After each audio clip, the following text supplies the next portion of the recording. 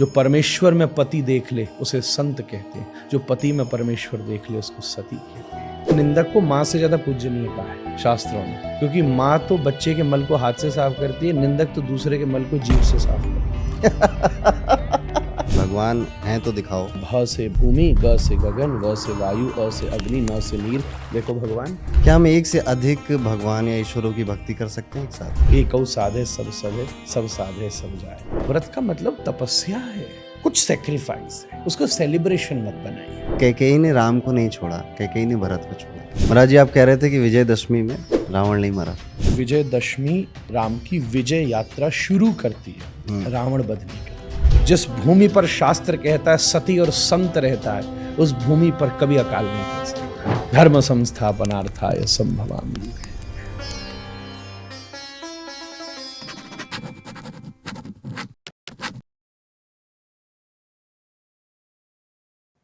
महाराज जी, आपका दी अरुण पंडित शो में बहुत बहुत स्वागत है। जी, और आपको हम अपने पॉडकास्ट पे ला पाए, इसके लिए हम बड़े धन्य हैं। मेरा पहला सवाल आपसे यही है कि आप इस कार्यक्रम में रहते हैं, भक्ति के मार्ग में लोगों को चलने के लिए प्रेरित करते हैं, प्रचार करते हैं। भक्ति, असल मायना भक्ति का क्या है? क्या वो रोज़ जो हम घंटी बजाते हैं, दिया करते हैं, या ओम नमः शिवाय नहाते हुए बोल देते हैं, वो भक्ति है या कुछ और है इसका अर्थ? भक्ति का मूल अर्थ है संबंध। उस संबंध की प्रस्तुति पूजा करके भी होती है, कभी केवल ओम नमः शिवाय बोल करके भी होती है, याद करके भी होती है।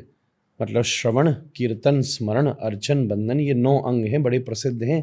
भागवत का श्लोक है, या जो रामचरितमानस में राम जी और शबरी के संवाद में आया, श्रवणम कीर्तनम विष्णु स्मरणम पाद सेवनम अर्चनम वंदनम दास्यम सख्यम आत्मनिवेदनम। इस 9 में क्रिया का भी एक विभाग है, मतलब कुछ करो। दूसरा भावना का भी विभाग है, जैसे दास्य भाव, साख्य भाव, ये भाव है। और या फिर श्रवण, कीर्तन, स्मरण, ये भी एक विभाग है। तो एक प्रकार से सुनने में, मतलब आप केवल अगर सुन भी रहे हो, अगर आपके पास सुनने की ताकत है तो भी आप भक्त हो सकते हैं।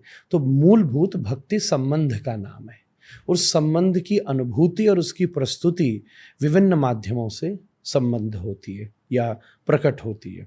कुछ न करके भी होती है, बहुत कुछ करके भी होती है। उसका रास्ता बिल्कुल अलग अलग है। तो मूलभूत भगवान के साथ संबंध, पूजा, केवल जो पूजा करे वो पुजारी होता है, जो केवल उपासना करे वो उपासक होता है। पर जो भक्ति करे, न वो उपासक होता है, न पुजारी होता है, न धार्मिक होता है, वो तो भक्त होता है। इस शब्द से ही उसका अर्थ निष्णित होता है। अब जो भक्त होता है वो उपासना भी कर सकता है, वो पूजा भी कर सकता है, वो कथा भी कर सकता है, सुन भी सकता है, कीर्तन भी कर सकता है, सुन भी फिर बहुत कुछ कर सकता है। तो मूलभूत जीव और ईश्वर के मध्य के संबंध को भक्ति कहते हैं। आपको ऐसा लगता है कि मतलब आजकल के लोग भक्ति को कुछ गलत तरीके से ले रहे हैं, ऐसा कोई लगता है आपको? मतलब मैं कहूँगा मेरे अनुभव में कि थोड़ी सी जानकारी कम है, गलत तरीके से ले रहे हैं। कई बार अभिमान की वजह से ये बात भी हो जाती है कि हम सीखना नहीं चाहते, पर अगर ठीक से उसको परिभाषित किया जाए और ठीक से उसको उतारा जाए तो सब लोग उस रास्ते पर चलने को तैयार हैं। वो अनुभव का माध्यम ज़्यादा है, उसमें प्रस्तुति स्तुति का माध्यम कम है। तो निश्चित रूप से कर्म कांड की बहुत सारी क्रियाओं को व्यक्ति भक्ति समझ लेता है, पर भक्ति उससे बहुत परे का विषय है। महाराज जी, अगर कोई आपसे कहे कभी कि भगवान हैं तो दिखाओ, हाँ, तो आप क्या जवाब देंगे? मैंने कहा भ से भूमि, ग से गगन, व से वायु, अ से अग्नि, न से नीर, देखो भगवान। हमने कई जगह सुना है कि भगवान खुद कहते हैं कि भक्त हमसे भी बड़े हैं। तो भक्त बड़ा है कि भगवान? उस भगवान ने कहा है भक्त बड़ा है, तो भक्त कहता है भगवान बड़ा है। यही दोनों का संबंध है। जो दूसरे को बड़ा मानता है वही बड़ा होता है। तो भगवान इसलिए बड़े होते हैं कि वो भक्त को बड़ा मानते। जिस दिन भगवान भक्त को बड़ा मानना बंद कर देंगे, उस दिन भगवान भी बड़े नहीं रहेंगे, भगवान भी बहुत छोटे हो जाएंगे।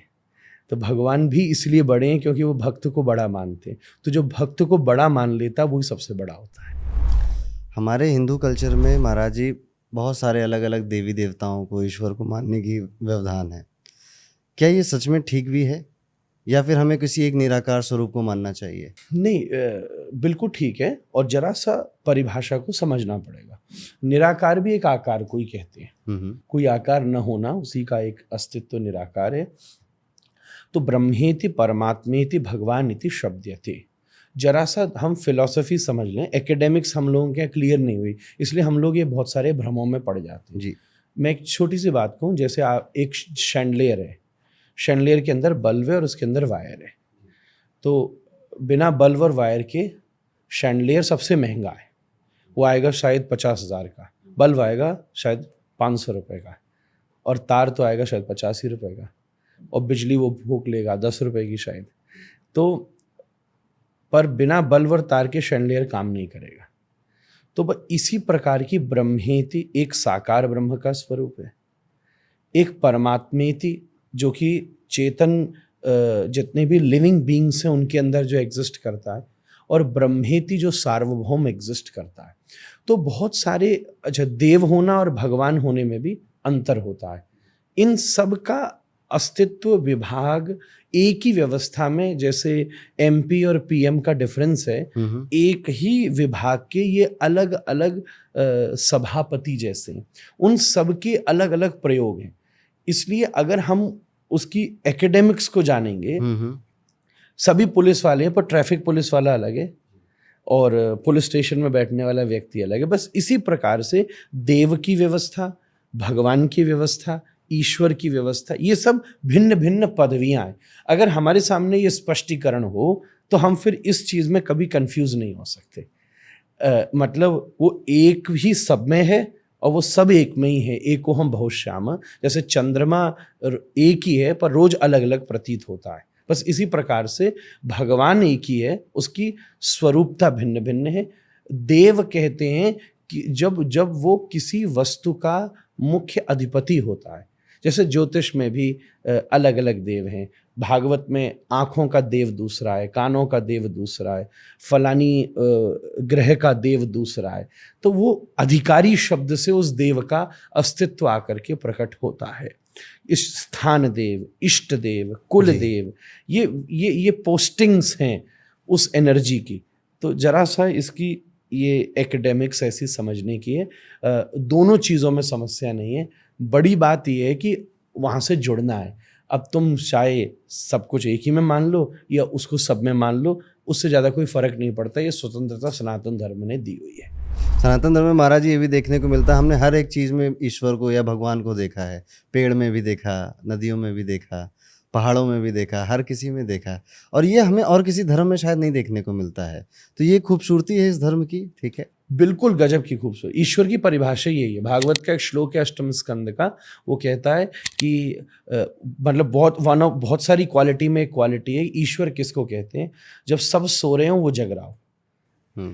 तो जो चीज़ें सबके अनकॉन्शियस होते हुए कॉन्शियस रहती है, हम उन सब में ईश्वर देखते हैं। जैसे पेड़, अगर साइंटिफिकली कहें तो वो रात में ऑक्सीजन कर देता है। इसका मतलब जब प्रकृति सोती है तब वो जगता है, इसलिए हम पेड़ों में ईश्वर देखते हैं। दूसरा ईश्वर हम देखते हैं माँ में। माँ में क्यों देखते हैं? बच्चा जब सोता है तो वो जगती है, जब वो उठने को होता है वही उठती है। तो बहुत सारी ईश्वर शब्द की एक परिभाषा है। उन परिभाषाओं में जहाँ जहाँ वो अप्लाई हो रहा है फॉर्मूला, वहाँ वहाँ ईश्वर का अनुभव हो रहा है। इसलिए भारतीय जो विज्ञान या शास्त्र है ना, वो बड़ा बौद्धिक प्रधान है। और इससे सुंदर बात क्या हो सकती है कि हम सब जगह ईश्वर का अनुभव करें, उससे उसको किसी चीज़ को उससे नीचे नहीं समझते। यही हमारे भीतर सहिष्णुता पैदा करता है, एकत्व पैदा करता है, करुणा, कंपैशन पैदा करता है। एक दूसरे को जोड़ने का हम किसी को ऑर्डिनरी नहीं समझते, सबके भीतर का महत्व समझते हैं। तो यही तो आज पूरी दुनिया को ज़रूरत है। क्या हम एक से अधिक भगवान या ईश्वरों की भक्ति कर सकते हैं एक साथ? फिर से ये प्रश्न बहुत कॉमन है, आपने बड़ा अद्भुत प्रश्न किया है, पर यहाँ भी वही एक मूल एकेडमिक्स की प्रॉब्लम है। मैं यूँ कहूँगा, दूध से ही दही बना और दही से ही घी बना, पर आप तीनों में से एक ही चीज़ लेते हो। तो ये भगवानों शब्द तो होता ही नहीं है। पहली बात तो ये है कि भगवानों शब्द व्याकरण की दृष्टि से गलत है, भगवान शब्द ही होता है।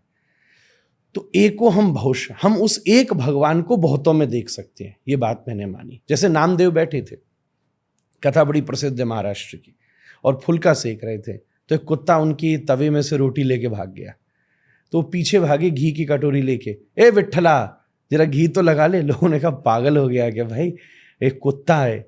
तो नामदेव रोते हुए बोले, तुम्हारी नज़र में कुत्ता होगा, मुझे लगता है कि मुझ नामदेव के पास तो मेरे विट्ठल के अलावा कोई नहीं आ सकता। तो वो तो उन्होंने उसमें भी अपने परमात्मा का दर्शन। तो भगवान तो भक्ति तो एक ही की होती है, वो जो एक भक्ति है वो विभिन्न रूपों में प्रकट हो सकती है। इसलिए अगर कोई राम का भक्त है तो वो हनुमान जी के भी हृदय में बैठे हुए राम जी का दर्शन कर सकता है। हमारे यहाँ सब चीज़ें जुड़ी हुई हैं। जैसे मैं कृष्ण का भक्त हूँ, तो एक बार मैं साउथ इंडिया में ट्रैवल कर रहा था, तो मुझे वो वहाँ अयप्पा भगवान के मंदिर में ले गए। मैंने बहुत भावना से प्रणाम करी और उसी समय मुझे उनके माथे पर लगा मोरपंख दिख गया और मुझे वृंदावन की स्मृति हो गई।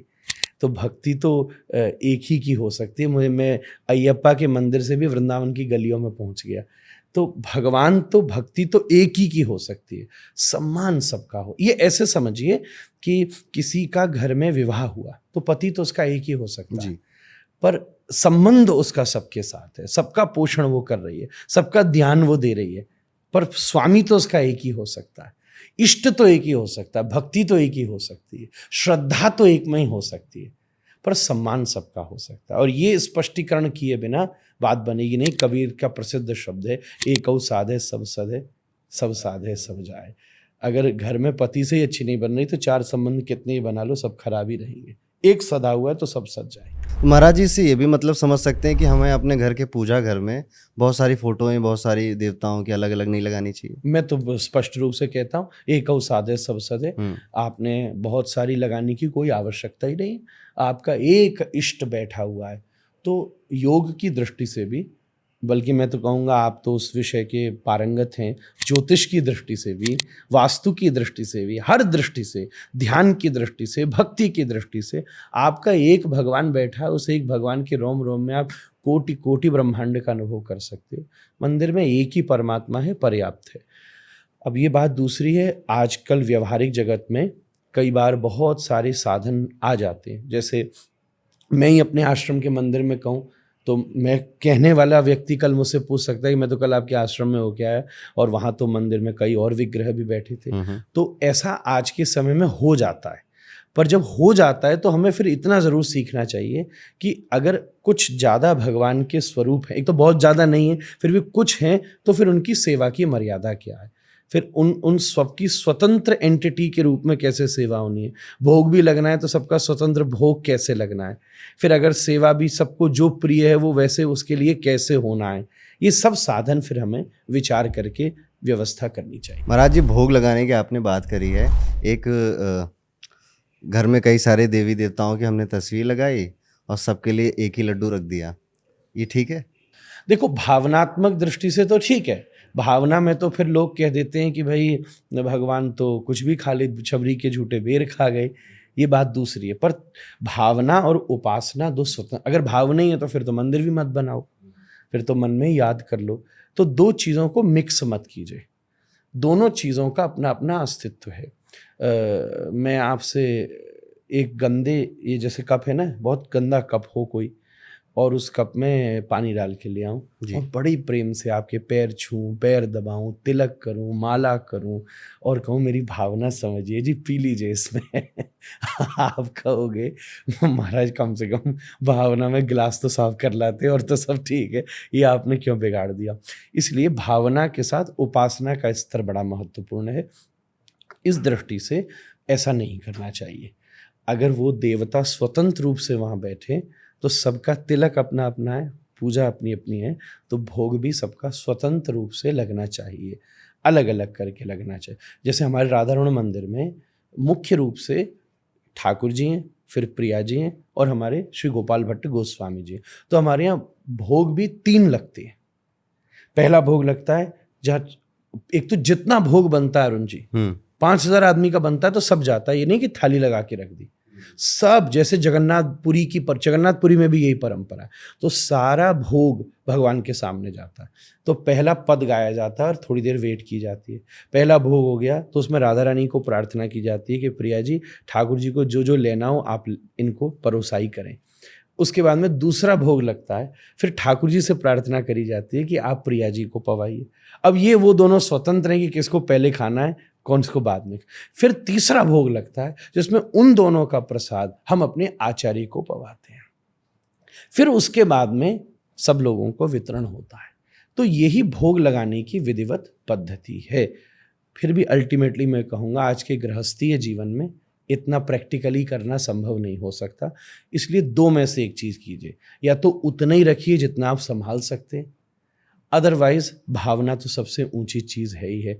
पवित्रता के साथ हमें करनी चाहिए बात, तो भगवान तो सब चीज़ स्वीकार कर लेते हैं। महाराज जी, हम भगवान की देवी देवताओं की पूजा करते हैं और इंसानी मन है, कहता है कि भगवान मेरा ये काम हो जाएगा तो मैं ये चढ़ाऊँगा, मेरा वो काम हो जाएगा तो तुम्हारे दरबार में आऊँगा, ठीक है। तो ये जो सौदेबाजी है ये उचित है? ना, बिल्कुल उचित नहीं है। ये इसमें थोड़े हमें अपनी चरित्र को ठीक करना पड़ेगा। कोई देवता, मूल बात तो ये है कि जिसकी कृपा से आपको सब कुछ मिला है, क्या वो आपकी छोटी सवामन लड्डू के लालच में गणेश जी सब काम कर देंगे क्या? तो इस बात का आधार है केवल सेल्फ कॉन्फिडेंस को गेन करना। इसकी साइकोलॉजी समझिए। व्यक्ति जब किसी दूसरे को जिम्मेदारी दे देता है तो वो थोड़ा लाइट फील करता है। मतलब आप ये काम करें और एक शॉर्ट गोल स्टैब्लिश कर लेता है कि मैं आपकी सेवा करूंगा।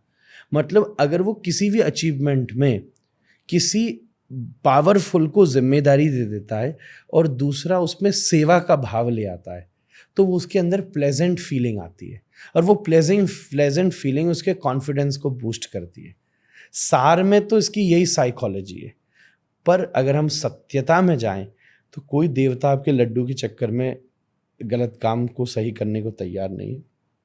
मेरा ऐसा मानना है, जिस व्यक्ति के जीवन में ईमानदारी है, जिस व्यक्ति के जीवन में पुरुषार्थ है, जिस व्यक्ति ने अपने जीवन में खूब परिश्रम किया है, वो कभी ऐसी बातें नहीं करता, क्योंकि उसके पास उसके परिश्रम का कॉन्फिडेंस होता है। जिसने खुद ही कुछ घालमेल किया है ना, ज़्यादातर वही घालमेल वाली प्रार्थना भी करते हैं कि हे ठाकुर जी आपकी 7 परिक्रमा लगाएंगे हमें एग्ज़ाम में पास कर देना। पर जिसने अच्छे से मेहनत करी है वो कभी ऐसा कार्य नहीं कर सकता, और मेरी दृष्टि में ये ठीक भी नहीं है। महाभारत के युद्ध से पहले दोनों लोग गए, अर्जुन भी गया और दुर्योधन भी गया। एक कृष्ण से लेने गया, एक कृष्ण को लेने गया। युद्ध वही जीता जो कृष्ण को लेने गया। महाराज जी, जब मैं छोटा था तो मेरी भी यही आदत थी। मैं हनुमान जी की चालीसा पढ़ता था रोज़। तो मैं क्या करता था कि हनुमान जी इस बार क्लास में फर्स्ट आ जाऊं, ठीक है, तो मंगलवार को आरती करूंगा, ठीक है। तो मेरे दादाजी ने एक बार देखा तो उन्होंने कहा कि ये क्या ड्रामेबाजी है, ठीक है। फर्स्ट आओगे जब पढ़ लोगे। तो उस दिन से उन्होंने मुझे ये सिखाया कि हमेशा ये कहो कि मेरे लिए जो सही हो वो मुझे दे देना, ठीक है, और कृपा बना के रखना बस। क्योंकि इंसान को ये नहीं पता कि उसके लिए क्या सही है। अभी जो लग रहा है सही है, आज के 2 साल बाद वही लगेगा कि ये गलत था, लेकिन उसको सब पता है कि आपके लिए क्या सही है। वाह। तो तब से मैंने यही कहा कि जो उचित हो दे देना। आप तो सब जानते हो, ठीक है। आपका जो प्लान है मेरे जीवन के लिए लेकर, मेरे सपनों से बहुत बड़ा है। बिल्कुल सही। श्री कृष्ण ने कहा ना, कर्मण्येवाधिकारस्ते मा फलेषु कदाचन। कर्म मैंने तेरे हाथ में दिया, फल मैंने अपने हाथ में दिया, तो तू जो जो कर्म करता जाएगा उतना उतना मैं तेरा इधर से डेबिट करके क्रेडिट करता चला जाऊंगा। सीधा सीधा सिस्टम। महाराज जी, ये जो श्लोक आपने कहा, कई लोग इसके लिए ये कहते हैं कि कर्म किए जाओ, फल की चिंता मत करो। पर फल की चिंता तो स्वाभाविक रूप से मन में आ जाती है। नहीं, ये इस श्लोक की व्याख्या नहीं है, ये इस श्लोक से उन्होंने सार पकड़ा है। तो दूसरे का सार हम कभी दूसरे पे थोपेंगे तो ये ठीक नहीं है। तो माँ फलेषु कदाचन मतलब फल, इसकी व्यवहारिक मतलब यही कि आपके हाथ, आपका उद्देश्य तो फल ही है पर आपके हाथ में फल नहीं है। मीन्स आप कर्म चूज कर सकते हो, फल चूज नहीं कर सकते। इसका मतलब ये है जी, आप कर्म चूज कर सकते हो कि मैं सदकर्म करूं कि दुष्कर्म करूं, पर आप फल चूज नहीं कर सकते कि मुझे सदकर्म का फल दे देना, दुष्कर्म का फल नहीं देना। इसका अर्थ यही है, मतलब रिजल्ट सामने वाले के हाथ में। जैसे सीधी बात है, क्वेश्चन पेपर तो सामने से है, आंसर शीट आपके पास है ना, चेकिंग तो सामने वाला ही कर रहा है। अब आप ये तो नहीं लिख सकते कि मेरा ये उत्तर गलत था तो इसको मास्टर साहब चेक नहीं करना। वो तो वो चेक करके उसको नंबर उसमें काटे गई। इस श्लोक का सीधा अर्थ तो यही है। मुझे नहीं लगता कि ये व्याख्या ठीक नहीं है कि आप फल की चिंता ही नहीं करो। हाँ, फल का चिंतन करो, फल का चिंतन करो और उस उद्देश्य से हमें कर्म को करना चाहिए। ये बात बिल्कुल उचित है। बिना फल के तो कर्म का कोई भावना ही नहीं बन पाती। कहीं ना कहीं फल की चिंता आपको वर्तमान कर्म नहीं करने देगी, फल का चिंतन आपको कर्म करने के लिए प्रोत्साहित करे। आप अभी भी तो ये कर्म कर रहे हैं और ये भी एक फल के लिए ही कर रहे हैं। दो फल हो सकते हैं।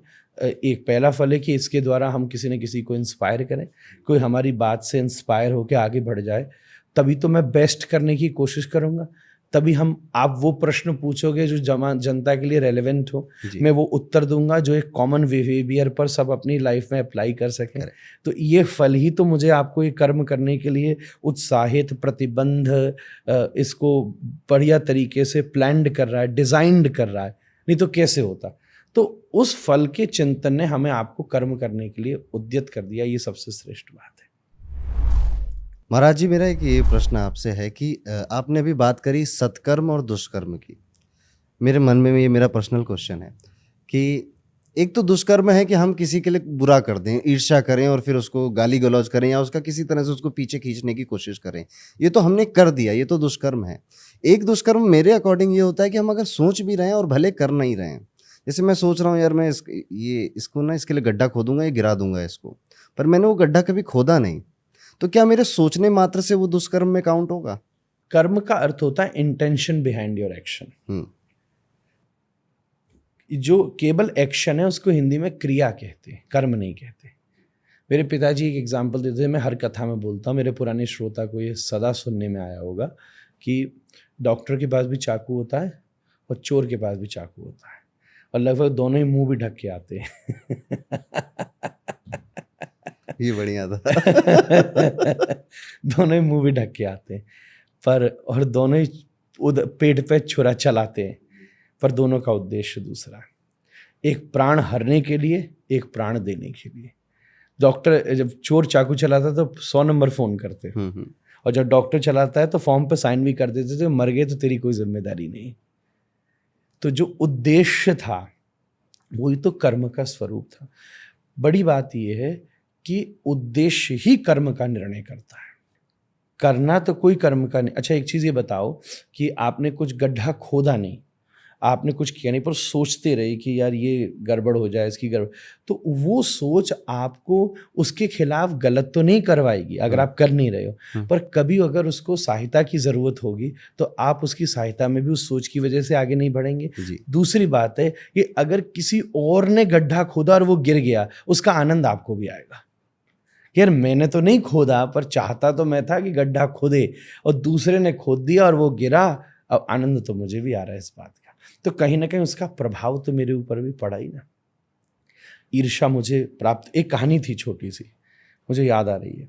ऐसा था कि एक बार एक पंडित जी को सेठ जी ने न्योता दिया, तो भोजन जब चल रहा था तो अंत में खीर खिलानी थी।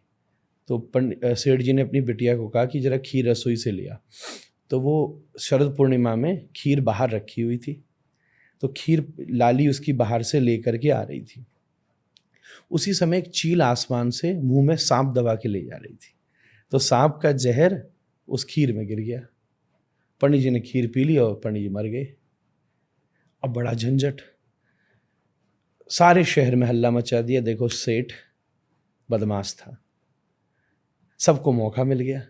सेठ जी ने मारे पंडित जी, इनको पंचायत में खड़ा करो, इनको सजाए मौत दो, ये हो वो हो। पीछे लग गए, खूब समाज में किरकिरी हो गई, व्यापारियों ने व्यापार बंद कर दिया, समाज में सब नाम खराब हो गया। अब धर्मराज के पास देवता पहुंचे कि बताओ प्रभु, इसका किसको भोगना पड़ेगा? तो गलती किसकी? चील ने भी इंटेंशनली कुछ नहीं किया, वो तो अपना खाना ले जा रही थी। सर्प तो खुद ही बेचारा अधमरा पड़ा था, उसके तो मुंह से जहर टपक गया क्योंकि मुंह दबा रखा था। बिटिया को पता होती तो वो क्यों देती जहर? सेठ जी को पता होती तो वो क्यों देता? पंडित जी को पता होती तो वो क्यों पीते? जी, तो बड़ा झंझट है। तो आपको जानकर आश्चर्य होगा अरुण भैया कि उस दंड की सजा उन लोगों को मिली जिसने उस सेठ की निंदा की थी, जिसने उसकी निंदा करी, क्योंकि जो ईर्ष्या में थे, जो द्वेष में थे, जो इंटेंशन में थे, आज उनको मौका मिल गया। अच्छा, थोड़ा बहुत अगर सेठ के प्रारब्ध में होगा तो वो तो उसने उसी समय भुगत लिया, उसका बेचारे का व्यापार बिगड़ गया, उसका अपयश हो गया समाज में, वही भुगत गया। अगर पंडित जी के प्रारब्ध में होगा तो वो भी उसी समय निपट गए, मर ही लिए, कुछ बचा ही नहीं। सर्प का प्रारब्ध होगा तो वो भी निपट लिया, चील का प्रारब्ध होगा वो भी निपट ली, बिटिया का प्रारब्ध होगा तो वो भी निपट ली, बचे तो वही लोग। इसलिए खास काम तो इंटेंशन से ही चलता है। कई बार इंटेंशन अच्छी हो, क्रिया गलत हो तो भी मान्य होगी। आप ईर्ष्या में भी किसी को थप्पड़ मारते हो और मां भी बच्चे को थप्पड़ मारती है, बाहर से तो एक्शन एक ही है, इंटेंशन का ही तो डिफरेंस है। ये सवाल मैंने आपसे इसलिए भी पूछा था कि आजकल सोशल मीडिया का ज़माना है और एक आदत है लोगों की कि कमेंट में आकर किसी को बुरा भला कहने की, बस कहने की आदत है। उन्हें लगता है कि हम इसको ये बोल देंगे तो हमने बहुत कुछ जीत लिया, ठीक है। और ये सिर्फ एक के साथ नहीं, सबके साथ ही लोग कर रहे हैं। इन्हें ट्रोलर्स कहते हैं, ये ट्रोल कर रहे हैं। ये निंदा में सुख तो है महाराज जी, ठीक है। निंदा करने में इंसान को सुख बड़ा प्राप्त होता है, पर उसमें सफलता नहीं है, उसमें कोई सार्थकता नहीं। मैंने जो अपने जीवन में देखा, मैं जैसे एक शिक्षक भी हूँ, मैं पढ़ाता भी हूँ कई सारे विद्यार्थियों को, तो हम जब भी निंदा करते हैं तो हम अपने आप को रोक देते हैं कुछ नया सीखने से। अरे ये व्यक्ति मुझसे आगे है तो मैं इसकी कमियों पे ध्यान दूंगा कि क्या कमी, मैं इससे किस चीज़ों में बेहतर हूँ, मैं अच्छा इससे 2 चीज़ों में बेहतर हूँ, मैं उसमें खुश हो रहा हूँ अपने दिमाग में, पर वो मुझसे 70 चीज़ों में आगे है, मैं उस पर ध्यान ही नहीं दे रहा हूँ। ये निंदा करने से मेरे हिसाब से नुकसान होता है। बिल्कुल सही कहा। शास्त्र ने कहा निंदक नियरी राखिए, कबीर का आंगन में कुटिया बना के रखो भाई। एक बड़ा प्रसिद्ध श्लोक मुझे याद आया आपकी बात से कि निंदक को माँ से ज्यादा पूजनीय कहा है शास्त्रों ने, क्योंकि माँ तो बच्चे के मल को हाथ से साफ करती है, निंदक तो दूसरे के मल को जीभ से साफ करता है। माता पुनाति हस्ताभ्याम निंदका जिह्वयामलम, निंदक तो दूसरे के मल को जीव से साफ करता है। इसलिए भाई ऐसे पूज्य निंदकों को मैं पूजा करूं। जय जयकार, निंदक महाराज की जय हो। काफ़ी लोग आज निंदा करना छोड़ेंगे आपकी बात सुन के। तो इसलिए वो कभी प्रोग्रेसिव नहीं हो सकता। और जब कोई निंदा करता है तो वो दूसरे के विषय में कम बताता है, अपने विषय में ज़्यादा बताता है जी। आपका रेसिप्रोकेशन, एक चीज़ बताइए, मैंने गेंद फेंकी दीवार पर और गेंद दीवार से टकरा के लौटी, तो वो जिस गति से लौटी उसने ये बताया कि दीवार कैसी थी, ठीक जी। अगर दीवार ठोस थी तो वो जिस गति से मैंने फेंका उसी गति से लौटेगी। कहीं जब मैंने फेंका तो जैसे पीछे पर्दा लग रहा है, मानो पर्दे से जाके टकराई, तो अगर मैंने 10 किलोमीटर पर स्पीड से फेंका था तो वो स्पीड रिड्यूस हो जाएगी बिकॉज फैब्रिक आ गया। वहीं अगर दीवार टूट गई तो बात दूसरी। तो आप मेरी विषय समझ गए मैं क्या कहना चाह रहा हूँ। वहीं अगर कहीं कहीं फोम लग रही होगी तो उसका रेसिप्रोकेशन बदल जाए। तो जब कोई चीज़ आपसे आके टकराती है और जब आपसे लौट कर जाती है तो वो यही बताती है कि अंदर दीवार की क्वालिटी क्या है, वो किस गति से वापस लौटी है, क्या उसने उसको अप्रिशिएट किया।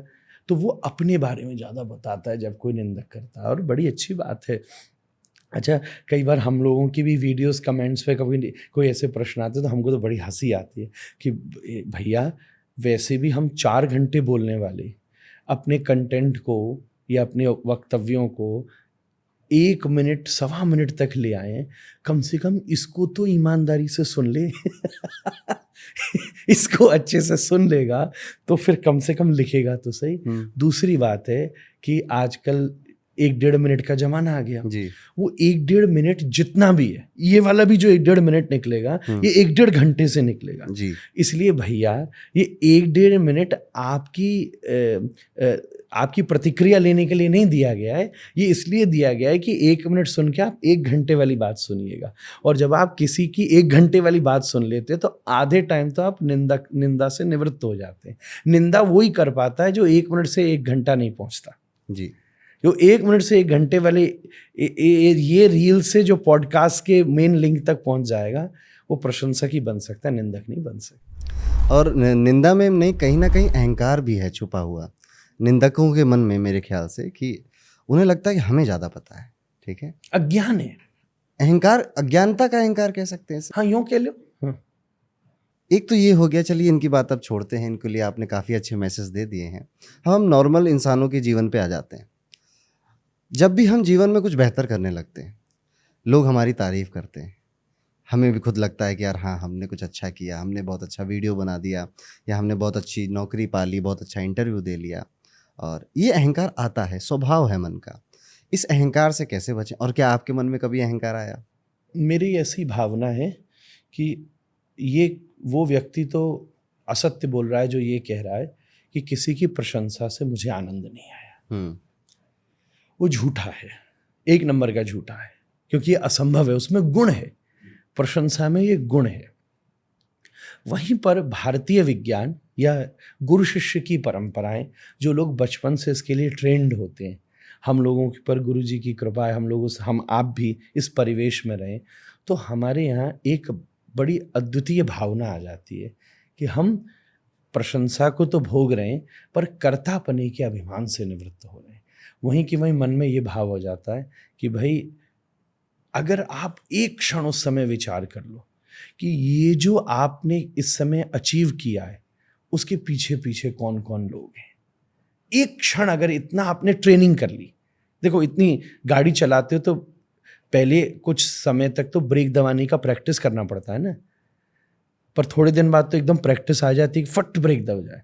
तो जैसे प्रशंसा होती है, मेरा ये अभ्यास है कि मेरी जैसी, ऐसा नहीं कि हम तो प्रशंसा ही खाते खाते मर जाएंगे, बचपन से ही यही कर रहे हैं, जहाँ जावे प्रशंसा ही मिलती है। कई बार पीयर प्रेशर में मिलती है, कई बार असलियत में भी मिलती है, कई बार भीड़ के चक्कर में ही मिलती है, कई बार एवं ही मिलती है, हम तो जानते हैं। पर वो जो प्रशंसा मिल रही है वो मिलती, मैं एक क्षण ये विचार करता हूँ कि मुझे ये प्रशंसा क्यों मिल रही है, और मुझे एकदम से स्मरण आता है कि ये तो मुझे मेरे गुरुजी की वजह से मिल रही है, ये तो क्योंकि मैंने वहाँ, उसने मुझे ये वाली चीज़ यहाँ सिखाई थी, उस वजह से मिल रही है। और जैसे मेरे अंदर ये भाव आता है एकदम से ड्रेन हो जाता है, वो डाइजेस्ट हो जाती है, वो डाइजेस्ट करनी पड़ती है। जैसे आप खा लीजिए कुछ तो वॉकिंग के बिना वो डाइजेस्ट नहीं होता, ऐसी प्रशंसा को चिंतन के बिना डाइजेस्ट नहीं किया जा सकता। उसी क्षण विचार कीजिए। इसलिए तो पुराने लोगों ने वो भजन लिखा है ना कि वो करते हो तुम कन्हैया मेरा बस नाम हो रहा मेरा बस नाम हो रहा है। ये दोहरा लीजिए, एक काम कीजिए करिए, जब प्रशंसा हो ना तो मन में अपने आप को भजन सुनाया कीजिए। महाराज जी, आप मानोगे नहीं, मैं यही करता हूँ। ठीक है, ठीक है। इस भजन का मेरे जीवन में इतना महत्व है, और जब भी मन में ऐसी कुछ आती है कि अरे हम तो थोड़े फेमस हो गए हैं या हो गए, तो एक बार ये भजन लगा के वो सारा सब कुछ नीचे चला जाता है। बिल्कुल कर लेना चाहिए। ठीक है कि यार मुझे तो कुछ भी नहीं आता, तब भी लोग पसंद कर रहे हैं, तो कन्हैया कुछ कराना चाहता है। अच्छा, दो चीज़ और बताऊंगा मैं। मेरे पिताजी एक बात कहते थे, अपने फ़ोन में ना 2 जनों का नंबर रखो, एक जो आपका अंध प्रशंसक हो और दूसरा जो आपका घोर निंदक हो, मतलब जिसकी आदत ही हो। अब ये विवेक होना चाहिए कि किसको कब फ़ोन करना है। मैं अभी भी कर लेता हूँ कहीं से 10-20 माला मिली हूँ तो घर पहुँचते ही वो गाली देने वाले को फ़ोन करता, और भैया कैसे, अरे यार तू तो यार फ़ोन ही नहीं कर, बहुत ज़्यादा बढ़ गया है, मतलब ये हो गया 2-4 मिनट में वो टेम्परेचर आपका लेवल पर ले आता है। और कहीं से अगर बहुत कुछ जीवन में नेगेटिव चला गया है, यार आप बोलना चाहते थे अच्छा बोल नहीं सके, या जो मैं उस समय व्यक्त करना चाहता ऐसा कहीं हो, तो फिर मैं प्रशंसक को फ़ोन कर लेता हूँ, अरे महाराज आपकी आयु वाला कहाँ ये कर रहा, आपने ये बोल दिया यहाँ ये बोल, तो मेरा टेम्परेचर फिर से बैक टू द नॉर्मल ले आता है। हाथी के ऊपर राजा बैठकर चलता है ना, हर चौराहे पर आरती उतरती है। मूर्खता तब होती है जब हाथी ये सोच ले कि मेरी आरती उतर रही है, राजा की उतरे, हाथी के नहीं उतर रहे। आपके अंदर का जो गुण है वो गुण आपकी प्रशंसा का कारण है। अगर आपने किसी भी कारण से उस गुण को छोड़ दिया तो कल वही प्रशंसक निंदक के रूप में परिवर्तित हो जाएंगे। और कृष्ण ने गीता में कहा है कि मैं गुणों का अवतार लेता हूं, मैं गुणों के रूप में, गुण ही तो है, सगुण निर्गुण, इनमें भी तो गुण ही तो छुपा है जी। परमात्मा की अनुभूति गुणों से होती है, निर्गुणता भी एक गुण है, सगुणता भी एक गुण है। तो मैं गुणावतार लेता हूं, किसी के भीतर में प्रसन्नता का, किसी के भीतर में अभिव्यक्ति का, किसी के श्रवण करना कितना बड़ा गुण है, कहना कितना बड़ा गुण है, सजाना कितना बड़ा गुण, जो आप में सुंदर होना, फिर अपनी सुंदरता को मेंटेन करना कितना बड़ा गुण है। आज आप अगर बहुत सुंदर हैं, आपने अलग अलग जगह साइन अप्स कर लिए, आपको अर्थ आने लगा, धीरे धीरे शरीर में आलस्य आने लगा, आप अपनी गुण को खो देंगे।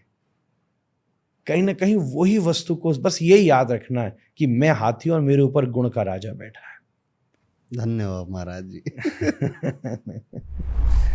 मतलब कि खो जा रहा हूँ मैं आपसे ऐसे बातें करते करते। आपने कहा कि आप जिस चीज़ के लिए प्रसिद्ध हुए हैं या जिस चीज़ की आपके लिए तारीफ हुई है, आपकी नहीं हुई, उस चीज़ की तारीफ, उस गुण की तारीफ हुई है और उसको मेंटेन करना अब आपका कर्तव्य है बिल्कुल। कि आप उसे बनाए रखें। और एक चीज़ और मैं इसमें ऐड करना चाहूँगा कि समय के हिसाब से उस गुण को बदलना भी आपका कर्तव्य है, हाँ। क्योंकि आप रेलेवेंट बने रहें, अदरवाइज आप भुला दिए जाएंगे अगर अच्छा, आप। रेलेवेंस बनना भी गुण है भैया, जी। ये भी एक स्वतंत्र गुण है। कोई व्यक्ति कुछ मीन नहीं करता, बस वो रेलेवेंट रहता है ऑलवेज। न वो पढ़ा लिखा है, न कुछ जानता है, न कुछ करता है। तो रेलेवेंस होना एक स्वतंत्र गुण है। ज्ञानी होना अलग गुण, जैसे अलग अलग गुण है ना, उनमें रेलेवेंट रहना तो एक बड़ा जबरदस्त गुण है।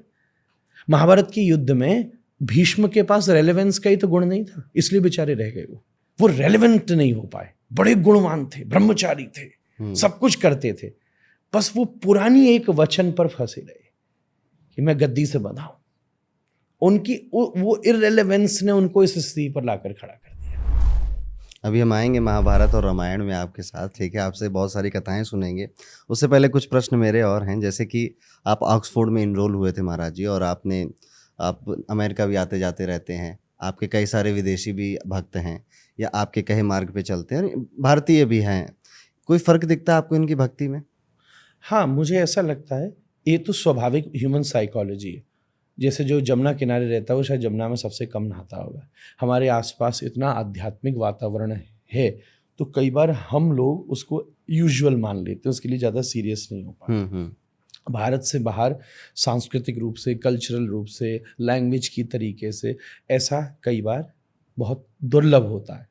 तो जो लोग इस क्षेत्र में बाहर उतरते हैं वो कई बार बहुत गंभीरता से उतरते हैं। इसलिए आप कई बार देखें जितनी भारतीय संस्थाएं हैं, जितनी भी हैं आध्यात्मिक, वो परदेशों में भी बड़ी सुदृढ़ता से सफल हो पाती है, क्योंकि जो फिर व्यक्ति आता है वो केवल इसी के लिए आता है, सीरियसली इसको गंभीरता से स्वीकार करता है। दूसरी एक बात ऐसी है कि यहाँ से बच्चे वहाँ एजुकेशन के लिए जाते हैं शुरुआत में, या वो वहाँ एजुकेटेड हुए हैं, तो एक जो एजुकेशनल ऑरा है, यहाँ से भी जो वहाँ जा रहा है वो कुछ ना कुछ पढ़ने के लिए जा रहा है, तो जो इंटेलेक्चुअल ऑरा है वो कहीं ना कहीं एक ऊंचाई स्तर पर भी वहाँ प्राप्त हो जाता है। भेड़ चाल जैसी नहीं है, इस वजह से भी थोड़ा अंतर प्रतीत हो जाता है कई बार। पर इन सब का कारण तो भारत ही है। बड़ी बात तो ये है कि चाहे बाहर भी रह रहा है पर भक्ति तो भारत की ही कर रहा है। भारत की सबसे बड़ी ऊर्जा आध्यात्मिकता है। आज हम मेडिकल साइंस में शायद 10 साल पीछे होंगे, इंफ्रास्ट्रक्चर में 50 साल पीछे होंगे, एजुकेशन में 25 साल पीछे, I don't know figures but around that. But अभी भी अगर इंडियन स्पिरिचुअलिटी खड़ी हो जाती है तो अमेरिका भी चरणों में बैठ जाता है। ये यहाँ की सबसे बड़ी ऊर्जा है। तो मैं तो भागवत जी की सेवा करता हूँ। भागवत जी, रामायण या कथा या कभी विचारों की सेवा मेरी मुख्य ऊर्जा है।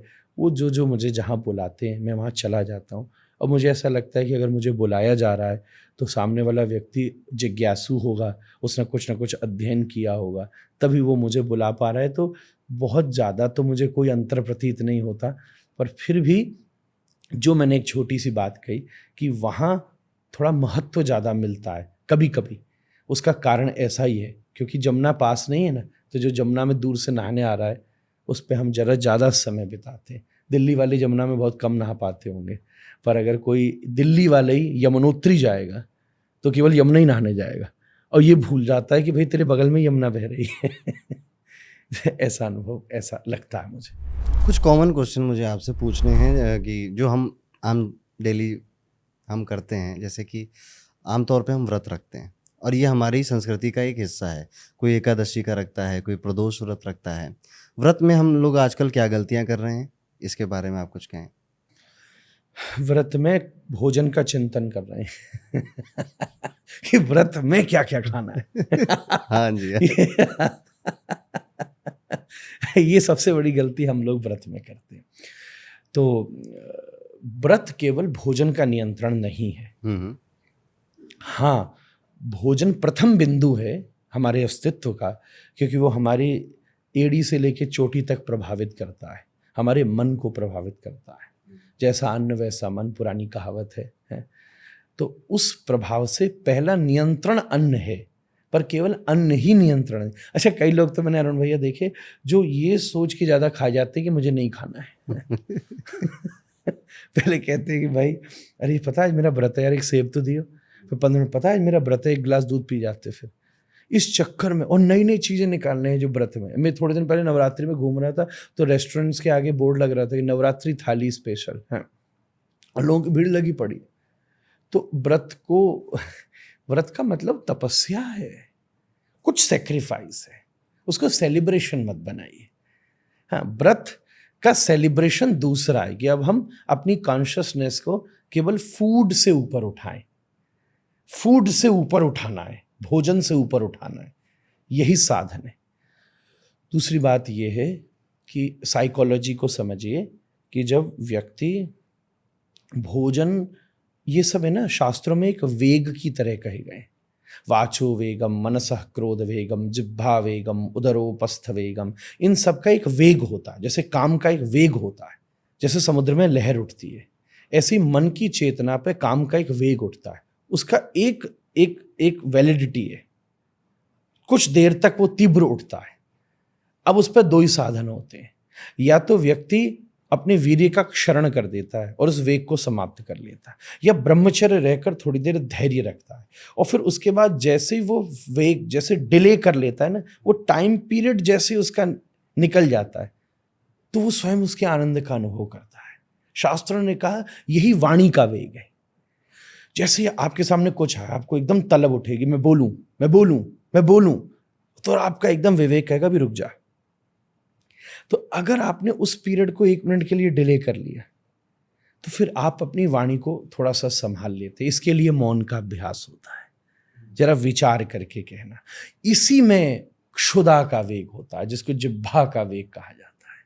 तो जिह्वा भी वेग की तरह उठती है। देखते ना आज के समय, I have a craving of something, crave उठती है मन में, उसको जरा सा आप डिले कर लीजिए। अगर आपने अपनी ट्रेनिंग करी है, हर चीज़ की एक अवेयरनेस है, उस समय अपनी अवेयरनेस को थोड़ा सा डाइवर्ट कीजिए, बिगर टेस्ट उसको देने का अभ्यास कराइए, तो धीरे धीरे वो हमारी चेतना में कंट्रोल आने लग सकता है, और उसका आनंद अद्भुत है। ऐसे समझना चाहिए, शरीर एक माध्यम है, इससे मटेरियल वर्ल्ड की भी ऊंचाइयों का अनुभव किया जा सकता है, तो स्पिरिचुअल वर्ल्ड की भी ऊंचाइयों का अनुभव किया जा सकता है। ये बीच में एक अस्तित्व है। अब इसकी ऊर्जा को अगर हम भौतिक जगत के सुख में भोग लेते हैं, तो वो भोगी बन जाता है, और जरा सा नियंत्रण करके आध्यात्मिक जगत की अनुभूति कर लेते हैं, तो योगी बन जाता है। होता तो दोनों ही शरीर में। पदार्थों से परे की अनुभूति जब होने लगती है, तो अद्भुत आनंद आने लगता है। भोजन की क्रेविंग हुई और हमने डिले करके अगर कंट्रोल कर लिया, तो वो क्रेविंग विकसित होती है, और वो इतनी विकसित हो जाती है कि भोजन से और गहरी चीज मांगती है, और जब गहरी चीज मांगती है तब उसको प्रतीत होता है अन्न नहीं है, अन्न ब्रह्म है, अन्नम ब्रह्म। फिर वो उसके अंदर छुपी हुई आध्यात्मिकता का अनुभव करने लगता है, धीरे धीरे धीरे धीरे। अब ये बात तो अनुभव की है, जो मेरे अनुभव के स्तर पर है वो तो ये पकड़ सकेंगे, जो केवल कमेंटिंग करने बैठे उनकी तो मैं नहीं कह सकता, पर ये अनुभव की बात है। अगर इस रास्ते पर आप चले हो तो इसका अनुभव कर सकते हो। महाराज जी, आपने व्रत के बारे में बताया, एकादशी व्रत की क्या खास बात है? देखिए, हमारे वैष्णव में तो कहते हैं कि केवल एकादशी कर लो तो उसमें सारे व्रत हो जाते हैं। हर एकादशी की अपनी अपनी कथा है पौराणिक दृष्टि से, जिसमें भगवान ने आशीर्वाद दिया है कि आज के व्रत का ही, इसलिए हर एकादशी की स्वतंत्र व्रत कथाएं हैं। वो आजकल प्रसिद्ध हैं, मिल जाती हैं। अभी इतना अवकाश नहीं कि मैं पूरी आपको 12 कथा, या आप भी कई जानते होंगे। सार रूप में तो मुझे यही समझ में आता है। 2 संदर्भ में कहूँगा कि हमारे शरीर में चंद्रमा के साथ एक सिंक है। जैसे चंद्रमा पानी को प्रभावित करता है, हाई टाइड्स और लो टाइड्स के प्रभाव से 70% शरीर में पानी है, और हमारे यहाँ तिथियाँ चंद्रमा के अनुसार चलती हैं। तो जब एक दिन 15 दिन में से जो 11वां दिन आता है, उसमें अगर हम शरीर को डिहाइड्रेट करें, अगर हम शरीर को भोजन बाह्य वस्तुओं से निवृत्त करें, मतलब प्रोसेस्ड कुक्ड फूड से, खास इसलिए फल का आहार, ओनली नेचुरल, जिसमें सुक्रोज ज़्यादा हो, ग्लूकोज ज़्यादा, जूसी ज़्यादा हो, पानी भी सीमित करना, इसलिए निर्जला एकादशी तक होती है साल में एक बार।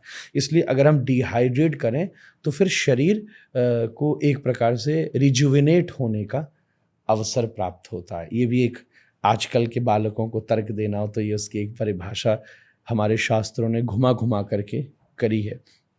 तीसरी बात, अगर हम साधना की परंपरा में चले जाएं तो एकादश हमारी इंद्रियां हैं।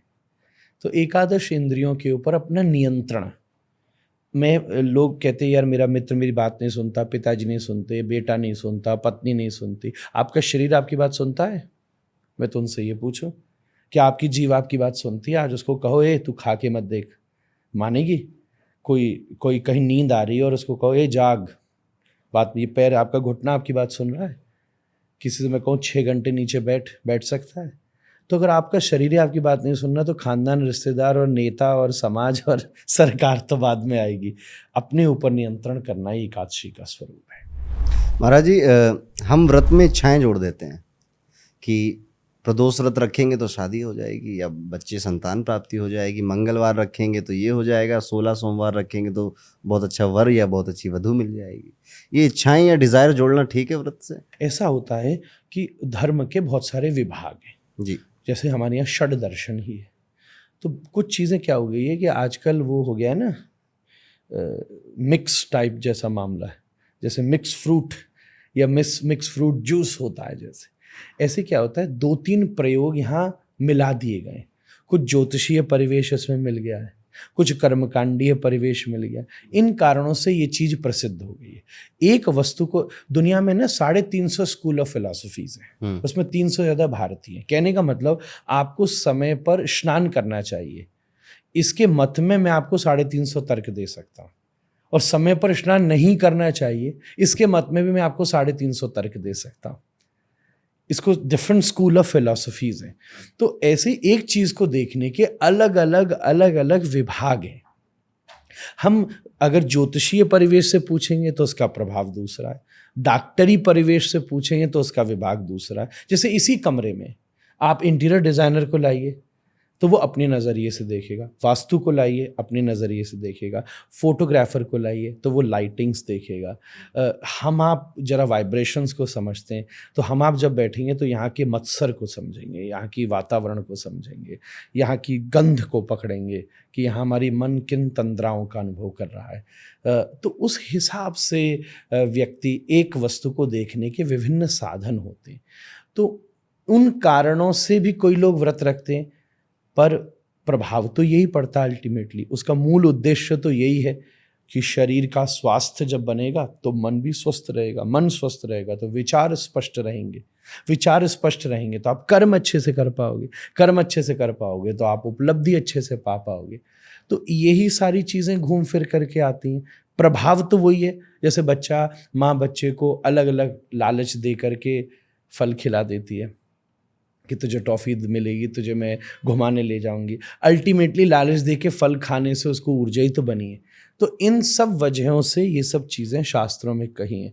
तीसरी चीज़ अब आती है, पहले तो हुआ ज्योतिषादि, फिर दूसरा था उपासनात्मक पक्ष। उपासनात्मक पक्ष में आपका जो इष्ट है उस इष्ट के अनुसार, जैसे प्रदोष विशेष शिव से संबंध है उसका, इन कारणों से भी फिर व्रत को, उपासना में भी तो व्रत आता है ना।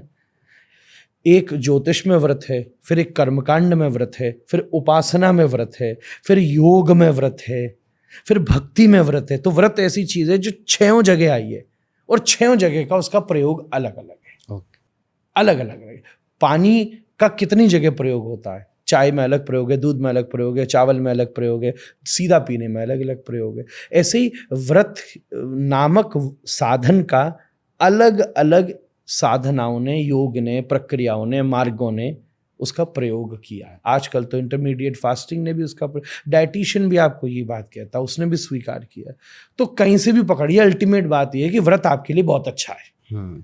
तो आप किसी भी माध्यम से उसको शुरू कर लीजिए, आपके शरीर पर, आपके मन पर, आपके विचारों पर उसका प्रभाव आएगा। कई लोग कहते हैं कि आज मंगलवार है तो आज हम दारू नहीं पिएंगे, ठीक है, या नॉनवेज नहीं खाएंगे, गुरुवार है तो नहीं खाएंगे। मेरे ख्याल से अगर ये भी कर रहे हैं तो भी ठीक है। नहीं, मेरे को ऐसा लगता है ठीक है, just for the practice to a certain stage, ठीक है कि हम धीरे धीरे अपने ऊपर नियंत्रण ला रहे हैं। पर है तो ढकोसलाबाजी कि भाई मैं तो मंगलवार को नहीं खाऊंगा तो बचे हुए 6 दिन में सब भेड़ बकरी खा जाएगा क्या भाई। तो ये आप इससे खुश ना हो, ये आप अपने जीवन में प्रयास में लाएं कि ठीक है मैंने 2 दिन अपनी लाइफ में नियंत्रण रखा है, पर आप इसी से एक्साइटेड नहीं हो जाएंगे। पता नहीं कि एहसान न दिखा दें पंडित जी पता है मैं मंगलवार को उल्टा सीधा नहीं खाता, फिर भी मेरे साथ उल्टा हो गया। तो हनुमान जी कहते भाई, जो गणेश जी कहते जो 6 दिन में तूने खाया है, तो क्या मैं 6 दिन सो रहा था क्या उस दिन देख नहीं रहा था? देख तो मैं उस दिन भी रहा था, तूने बड़ा एहसान कर दिया मेरे ऊपर जो नहीं खाया। ये ढकोसलेबाजी से नवरात्र है तो रात के 12 बजे नवरात्र शुरू होगी, हाँ। दिन लगेगा, उससे पहले मैं सब खा पी लेता अरे हूँ मैं तो पेट कई भर। लोग मिलते हैं, वो कहते हैं कि मैंने पूछा नवरात्रि कैसे रखते हो, बोले दशहरा पार्टी की तैयारी करने में रखते हैं कि किस किस को इनवाइट करना है। फिर फ़ोन पहुंचते हैं कि मेरी किटी पार्टी वाली फ्रेंड है तुम आ जाना, फिर फलानी आ जाना, फिर कौन सा केटर बुक करना है, फिर कौन सा वो टेंडर बुक करना है, ये करके वेन्यू बुक करना। फिर दशहरा की महा पार्टी होती है 10 ग्राउंड में, तो बेचारा रावण मरता है और कितनी जगहों पर रावण घूमता मिलता है। फिर उस दिन आप देखो नवरात्रि के बाद सारी 9 दिन की तलब आदमी 10वें दिन पूरा करता है। आप वृंदावन की भूमि से हैं, क्या खास है कि इतने संत महात्मा वृंदावन से निकलते हैं? वृंदावन आध्यात्मिक दृष्टि से देखा जाए, अलग अलग डायमेंशन है चीज़ों को देखने, जैसे मैंने कहा इंटीरियर वास्तु। अगर आध्यात्मिक दृष्टि से देखा जाए तो वृंदावन इस धरती का भाग नहीं है। इस धरती पर तो है, पर वो यहाँ का भाग नहीं है। वो तो विशुद्ध आध्यात्मिक स्थान का एक प्रतिबिंब है। यहाँ उस जगह उसका जैसे हिमालय का प्रतिबिंब किसी धरती पर पड़ता है ना, ऐसे नित्य श्री राधा कृष्ण की भूमि जो गोलोक वृंदावन है, उसका प्रतिबिंब इस धरती पर जहाँ पड़ा है, उसी विभाग को हम प्रकट वृंदावन कहते हैं। इसलिए वहाँ रहने का अर्थ ये होता है कि इस बात का अभ्यास करना कि नित्य भगवत सानिध्य में कैसे रहा जाता है। इसलिए तो वो संतों को आकर्षित करती है। इसलिए वो मैं तो कई बार ये भी कहता हूँ कि वो लोग गलत कहते हैं जो कहते हैं कि वृंदावन में राधा रानी रहती हैं। ना ना ना, वृंदावन में राधा रानी रहती, वृंदावन राधा रानी में रहता है। वो राधा रानी के हृदय का नाम ही श्री वृंदावन है, जहाँ उसी भावना से व्यक्ति रहकर अपनी उपासना को सिद्ध कर सकता है। मैं एक सवाल आपसे पूछना भूल गया, मैं उसे अभी पूछ लेता हूँ आपसे। इंसानी जीवन है, मनुष्य का जीवन है, पाप हो जाते हैं, रियलाइजेशन भी होता है कि गलती हो गई, किसी का दिल दुखा दिया या किसी के साथ कपट कर दिया। अब इसका पश्चाताप करने का क्या तरीका है कि हमें एहसास है कि हमने कुछ गलत किया है, हमने कुछ पाप किया है? सबसे बड़ा मेरी नज़र है, देखो आप अलग अलग व्यक्ति से इसका जो उत्तर कोई कह देगा कि आप अलग अलग पाप के अलग अलग उपाय हैं, कोई कुछ कह देगा। मेरा अनुभव ये है कि किसी भी गलत कर्म का सबसे बड़ा पश्चाताप यही है कि मैं उसके बाद उस कर्म को कभी ना करूं। इससे बड़ा पश्चाताप धरती में कोई नहीं हो सकता। मैं आपसे कहूं कि 3 बार कृष्ण कृष्ण कह लीजिएगा, तो ये तो मैंने एक मोटिवेशन और दे दिया कि कोई बात नहीं, कल मुझसे गलती हुई, रात में सोने से पहले एक बार फिर जय जय श्री राधे करके मैंने पाप नष्ट किया और कल मैं फिर दूसरा वही काम करना शुरू कर दूं। ना ना ना, मैं इस बात को स्वीकार नहीं करता। हाँ, जीवन में भगवान का नाम सबसे जो सब किया है वो सब पुराना नष्ट कर सकता है, पर उसके साथ ये भी शर्त खड़ी हुई है कि मैं उस असद कर्म को दोबारा से कभी न करने के लिए अगर वचनबद्ध हूँ, कटिबद्ध हूँ, प्रयासरत हूँ, और उसके लिए मैं ऐसा आसपास प्रतिबंध लगा रहा हूँ, अपने इस प्रकार के संग को तैयार कर रहा हूँ कि मुझसे वो दोबारा भूल ना हो सके। यही तो उसका सबसे बड़ा पश्चाताप है। महाराज जी, हमने काफ़ी सारी बातें करी, मतलब मैंने अपने भी पर्सनल सवाल काफ़ी आपसे पूछे और जो हमारी ऑडियंस सुनना चाहती थी, काफ़ी सारी क्लैरिटी आपने दे दी। अब हम आपसे कुछ कथाएं सुनना चाहेंगे। जी ठीक है, छोटी छोटी पर मोटी मोटी बातें। ठीक है, मैंने आपका चैनल देखा था, उसमें एक बड़ी अच्छी कथा का शीर्षक देखा था। कथा तो मैंने सोचा था जब आप आएंगे तो आप ही उससे सुन लूँगा कि कैकेयी ने राम को नहीं छोड़ा, कैकेयी ने भरत को छोड़ा। ये क्यों? देखिए, कैकेयी जैसा महान चरित्र रामायण में दूसरा नहीं हो सकता अगर हम मोटे स्तर के ऊपर देखें तो। वैसे तो रामायण 7 कोटि अपार है, रामायण हजारों हैं और कल्प भेद से राम जी भी खूब लीलाएं करते आए। तो मैंने तो जो अपने गुरुदेव से सुना वो विभिन्न डायमेंशन इस रूप में कहते थे। बल्कि गोस्वामी तुलसीदास जी ने भी लिखा है कि देवताओं ने कैकेयी की जिह्वा पर सरस्वती को बिठाया और सरस्वती ने ये वरदान मांगे जिससे सब जो मूल राम के अवतार का उद्देश्य था कि विप्रधेनु सुरसंत हितलीन मनोज अवतार, निज इच्छा निर्मित तनु माया गुण गोपार। मेरे दादाजी एक प्रसंग सुनाते थे कि महाराज दशरथ ने निर्णय किया कि राम का युवराज पद पर अभिषेक करो। तो जब ये घोषणा फैली तो राम चुपचाप कैकेयी से मिलने गए और बोले कि माता पिताजी क्या कर रहे हैं, मेरा तो अभी अभी विवाह हुआ है, मैं केवल एक सिंहासन में बंधने के लिए थोड़ी ना आया हूँ। मैं तो ये कहता हूँ कौशल्या राम की जननी है, कैकेयी राम की माँ है। दोनों में बहुत फर्क होता है, जननी और माँ में बहुत फर्क होता है।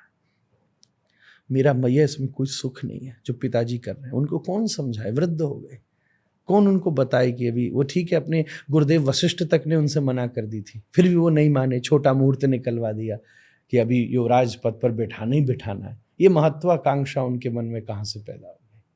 दूसरी तरफ एक और प्रसंग आता था कि एक बार जब दशरथ जी ने निर्णय कर लिया तो सारे देवता माता कैकेयी के चरणों में आके गिरे। यह माता, पूरी अयोध्या में तू ही एकमात्र ऐसी विचारवान है, परमार्थवान है, जो कई बार राम के लिए और समाज के लिए इस कठोरता को भी जीवन में अपना सकती है। राम जी का आगमन हम लोगों के उद्धार, रावण के वध के लिए हुआ था। अगर महाराज दशरथ ने यहीं उन्हें बांध दिया तो ये कैसे बात बनेगी। इसलिए हम तुझसे भिक्षा मांगते हैं कि तू राम को सबको दे दे और जाने दे राम को। इसलिए राम वन गए तो बन गए, अगर वन नहीं जाते तो आज तक बन भी नहीं पाते। भरत ने आज तक कैकेयी जी से संवाद नहीं किया। अगर राम को वो नहीं भेजती तो भरत भी उनका रहता, राम भी उनका रहता, पर उन्होंने परमार्थ के लिए राम को भेज दिया। उससे समाज की दृष्टि में राम भी उनका नहीं रहा और परिवार की दृष्टि में भरत भी उनका नहीं रहा, पर फिर भी उन्होंने राम से इतना प्रेम किया, इतना प्रेम किया कि उन्होंने अपने पुत्र को गौण कर दिया। पुत्र के लिए एक छोटे से अयोध्या का एक सिंहासन मांगा और अपने प्रिय राम के लिए पूरे ब्रह्मांड का सिंहासन, सब जनमानस के ऐसे हृदयासनों पर बिठा दिया कि आज श्री राम ही, जितने राम दरबार होंगे, क्या भरत हैं वहाँ सब जगह? राम, सिया और लक्ष्मण सब जगह हैं। कैकेयी ने इन सबको सार्वभौम कर दिया। सिंहासन पर बैठना छोटी बात होती है, हृदयासनों पर बैठना बड़ी बात होती है। भरत के लिए तो सिंहासन ही था बस, जो भी उसने नहीं लिया। राम के लिए कैकेयी ने हृदयासन दे दिए जो सबके हृदय पर बैठे। इसलिए भगवान श्री राम जब आए थे अयोध्या लौटकर, लंका विजय कर कर, तो सबसे पहले उन्होंने कैकेयी जी के पैर छुए थे, क्योंकि भगवान को तो पता है ना, भगवान को पता है। और दूसरी बात है, इसी को राम कहते हैं। आप जब कभी विकसित होते हो और आपके जीवन में जो विपरीतता लाता है, उसको सबसे पहला धन्यवाद कीजिए करिए, क्योंकि सामने वाले ने आपको झंझोड़ा नहीं होता ना, तो आप जीवन में विकसित नहीं हुए होते। वो सबसे बड़ा गुरु है। पुचकारने वाले से ज़्यादा डंडा मारने वाला बड़ा गुरु होता है। महाराज जी, आप कह रहे थे कि विजयदशमी में रावण नहीं मरा था। हाँ, ऐसा मैंने शास्त्रों में देखा है, क्योंकि रामचरितमानस ये कहती है कि राम जी ने विभीषण से कहा कि मुझे जल्दी जाना है, दिवाली है, और भरत 14 वर्ष का। उस दिन दिवाली तो राम के आने से मनी, पर उस दिन गणेश लक्ष्मी जी का पूजन तो पूर्व काल से होता है, क्योंकि लक्ष्मी जी ने गणेश जी को उस दिन अडॉप्ट किया और इसलिए लक्ष्मी गणेश पूजन होता है। और गहन अमावस्या की रात्रि है। राम जी के स्वागत में प्रकाश रहे इसलिए दिए जलाए गए, जिससे वो आ रहे हैं। तो आप मुझे पुष्पक विमान जल्दी से दो, तो विभीषण ने पुष्पक विमान दिया जिसमें आए। तो अगले दिन, एक ही दिन में इधर रावण मरा और अगले दिन में वो प्रभु लेकर के आ गए। ऐसा शास्त्र में कहीं उल्लेख नहीं कि विजयदशमी के दिन रावण का वध हुआ। उस दिन राम जी ने विजय यात्रा शुरू करी। विजय यात्रा शुरू करी।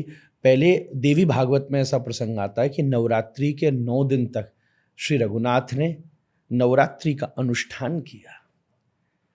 युद्ध चल रहा था, जब अनुष्ठान तीव्रता से किया, युद्ध तो शुरू चल ही रहा था पहले से, उस दिन अनुष्ठान किया। फिर विजयदशमी के दिन साक्षात भगवती प्रकट हुई और स्वयं श्री अगस्त्य मुनि ने, वाल्मीकि रामायण कहती है, आदित्य हृदय स्तोत्र रघुनाथ को प्रदान किया। और उस दिन फिर श्री रघुनाथ ने अपनी विजय यात्रा को शुरू किया। हालांकि ये ट्रेडिशन पुराना नहीं है, पर फिर भी आज के पॉलिटिकल माहौल में तो मैं आपको कह सकता हूँ पुतले क्यों जलाए जाते हैं, अपनी सेना को प्रोत्साहित करने के लिए। इसलिए ये क्रम शुरू हुआ। रावण का वध मानना चाहिए दिवाली से एक दिन पूर्व, जिसको कई लोग छोटी दिवाली के रूप में भी संपन्न करते हैं। हम्म। तब उसके बाद राम जी का आगमन हुआ और फिर रावण का वध हुआ। अब दूसरी एक और बात मैं साथ में कहूँगा, disclaimer is very important in a sensitive matter. Ramayan सतकोटि अपारा, करोड़ों प्रकार की रामायण उपस्थित हैं, वो विकसित होती गई हैं और कल्पांतर के साथ हैं। अनेकों लीलाएं अलग अलग क्रमों में प्राप्त होती हैं। इसलिए कहीं कोई ऐसा प्रमाण भी ढूंढ के ले आए, पर जो प्रसिद्ध ग्रंथ हैं उनके आधार पर तो यही कथा अभिव्यक्त है। तीसरी बात है, हमारे यहाँ बहुत सारे जो आयोजन हैं जो पिछली 100, 150, 200 वर्ष में शुरू हुए, उन सब के पीछे एक भिन्न माहौल भी था।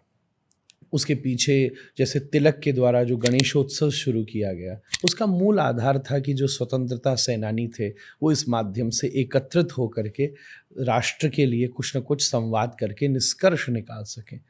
मूल परंपरा तो गणेश की यही समझ में आती है, क्योंकि गणेश जी को उत्तर भाग मिला था और कार्तिकेय को दक्षिण भाग मिला था। तो गणेश जी दक्षिण में जाते थे, इसीलिए वहाँ पर गणेशोत्सव के लिए पंडाल लगाए जाते थे और फिर उसके बाद विसर्जन होता था। तिलक ने उस परंपरा को सीखकर इस आयोजन के लिए उसको महाराष्ट्र में शुरू किया। अब अता पता तो किसी को है नहीं, पूरे देश में ही मामला शुरू हो गया। उसके बाद में फिर जैसे नवग्रह नवरात्रि के समय जो देवी उपासना, केवल बंगाल के समय वहाँ पर वो एक मूल परंपरा थी, नहीं तो अन्यथा संपूर्ण जगह ये विधान है। ऐसे सड़कों पर देवी को बिठा करके पूजन करने का कोई शास्त्रीय विधान नहीं है। जो उपासना के पुरातन मंदिर जहाँ प्रतिष्ठित विग्रह है, नवरात्रियों के दिनों में वहीं जाकर के विधिवत षोडशोपचार विधि पूजन के द्वारा देव की आराधना नवरात्रि में होनी चाहिए। जहाँ पंडाल लग रहे हैं, लोग उसके लिए फिर अर्थ एकत्रित कर रहे हैं और उस अर्थ का क्या हो रहा है, बहुत जगह बहुत लोग श्रेष्ठ भी करते होंगे, पर कई जगह हमने ये भी सुना आजकल कुछ बोल दो तो लोग हल्ला कर देते हैं, ये हमारा हिंदू साम्राज्य है। ये भाई, हम भी तो उसी 38 पीढ़ी के आचार्य हैं। वहाँ क्या हो रहा है? डीजे बज रहा है, नाच गाने हो रहे हैं, मद्यपान हो रहा है। क्या ऐसे में देवी रह सकती है? मुझे तो नहीं प्रतीत होता। मेरी आध्यात्मिकता तो इसको स्वीकार नहीं करती। तो ऐसा तो कोई शास्त्र में प्रमाण, हम चला चली में सब लोग करने लग जाते हैं कि भाई अब यहाँ भी विराजमान। मूल परंपरा तो केवल बंगाल में वो होता था, प्रारंभ हुआ क्योंकि वहाँ उसका विशेष केंद्र था। उसका भी एक कोई ना कोई ऐतिहासिक कारण मूलभूत रूप से रहा होगा जिस प्रबंध में ये चीज़ें शुरू की गई। तो इसी क्रम में ये रावण का भी एक प्रबंध शुरू हुआ। इन सब माध्यमों से लोग एकत्रित हों और कुछ संवाद कर सकें। अपने भीतर के रावण को मारने की सबसे ज़्यादा ज़रूरत है। आज जहाँ रावण मरता है वहाँ पर क्या होता है, कई जगह केवल अपने रूप स्वरूप का प्रदर्शन होता है, चाट पकौड़ी लोग खा जाते हैं, मेला कराते हैं, और तो कुछ खास निकल करके आता नहीं है। तो विजयदशमी राम की विजय यात्रा शुरू करती है, रावण वध नहीं करती। महाराज जी, आपने देवी की बात करी, देवी पे बलि चढ़ती है, शास्त्रों में कुछ है बलि का विधान? देखिए, बलि शब्द के बहुत सारे अर्थ किए गए, युग युगांतरों में, तंत्र आदि के विधानों में इस प्रकार से कई जगह कोई कोई लोग उद्धरण ढूंढ के ला सकते हैं। हालांकि संस्कृत शब्दों के विभिन्न अर्थ किए जाते हैं। हवन आदि में भी जब हम देखते हैं तो उसके कई जगह विधान मिलते हैं। आज के समय में भी फल को छेदन करके जब तरबूज को काट दिया जाता है, उसको समर्पित कर दिया जाता है। ऐसा समझना चाहिए कि हमारे यहाँ जैसे गीता में भगवान ने सत्वगुण, रजोगुण, तमोगुण तीनों का विधान किया है, ऐसे ही उपासना के भी तीनों विभाग हैं। तो सबसे श्रेष्ठ सत्वमयी उपासना है, जो कि सार्वभौम में शांति प्रदान करने वाली, उसमें कहीं भी कोई बलि प्रधानता नहीं है। तंत्र आदि के प्रयोगों के लिए जो कि थोड़ी देर के लिए एनर्जी क्रिएट करती होंगी, उसमें ऐसी चीज़ बताते हैं। ये तो रही उसकी व्याख्या, पर मैं अगर अपनी गंभीरता से आपसे बात निवेदन करूं, मुझको नहीं लगता कि किसी की निरीह हत्या करके कोई देवी या कोई देवता प्रसन्न हो सकता है। पराम्बा कभी नहीं चाहेगी कि मेरा बालक, मेरा शिष्य और मेरी इस प्रकृति में किसी भी व्यक्ति का कोई छेदन करे, भेदन करे। मुझे ये लगता है कि अपने घर में ईमानदारी से कमाए हुए धन के द्वारा बढ़िया सा भोग बना के देवी को समर्पित करने से वो जितनी प्रसन्न हो सकती है, दसियों बछड़ा बकरियां काटने से भी वो प्रसन्न नहीं हो सकती। आपके जीवन में आप ऐसा करके देखिए, इस माहौल को विकसित कीजिए, आपको परमानंद की प्राप्ति होगी। हम रामायण की बातें कर रहे हैं महाराज जी, आप बहुत उच्च कोटि की कथाएं बता रहे हैं हमें।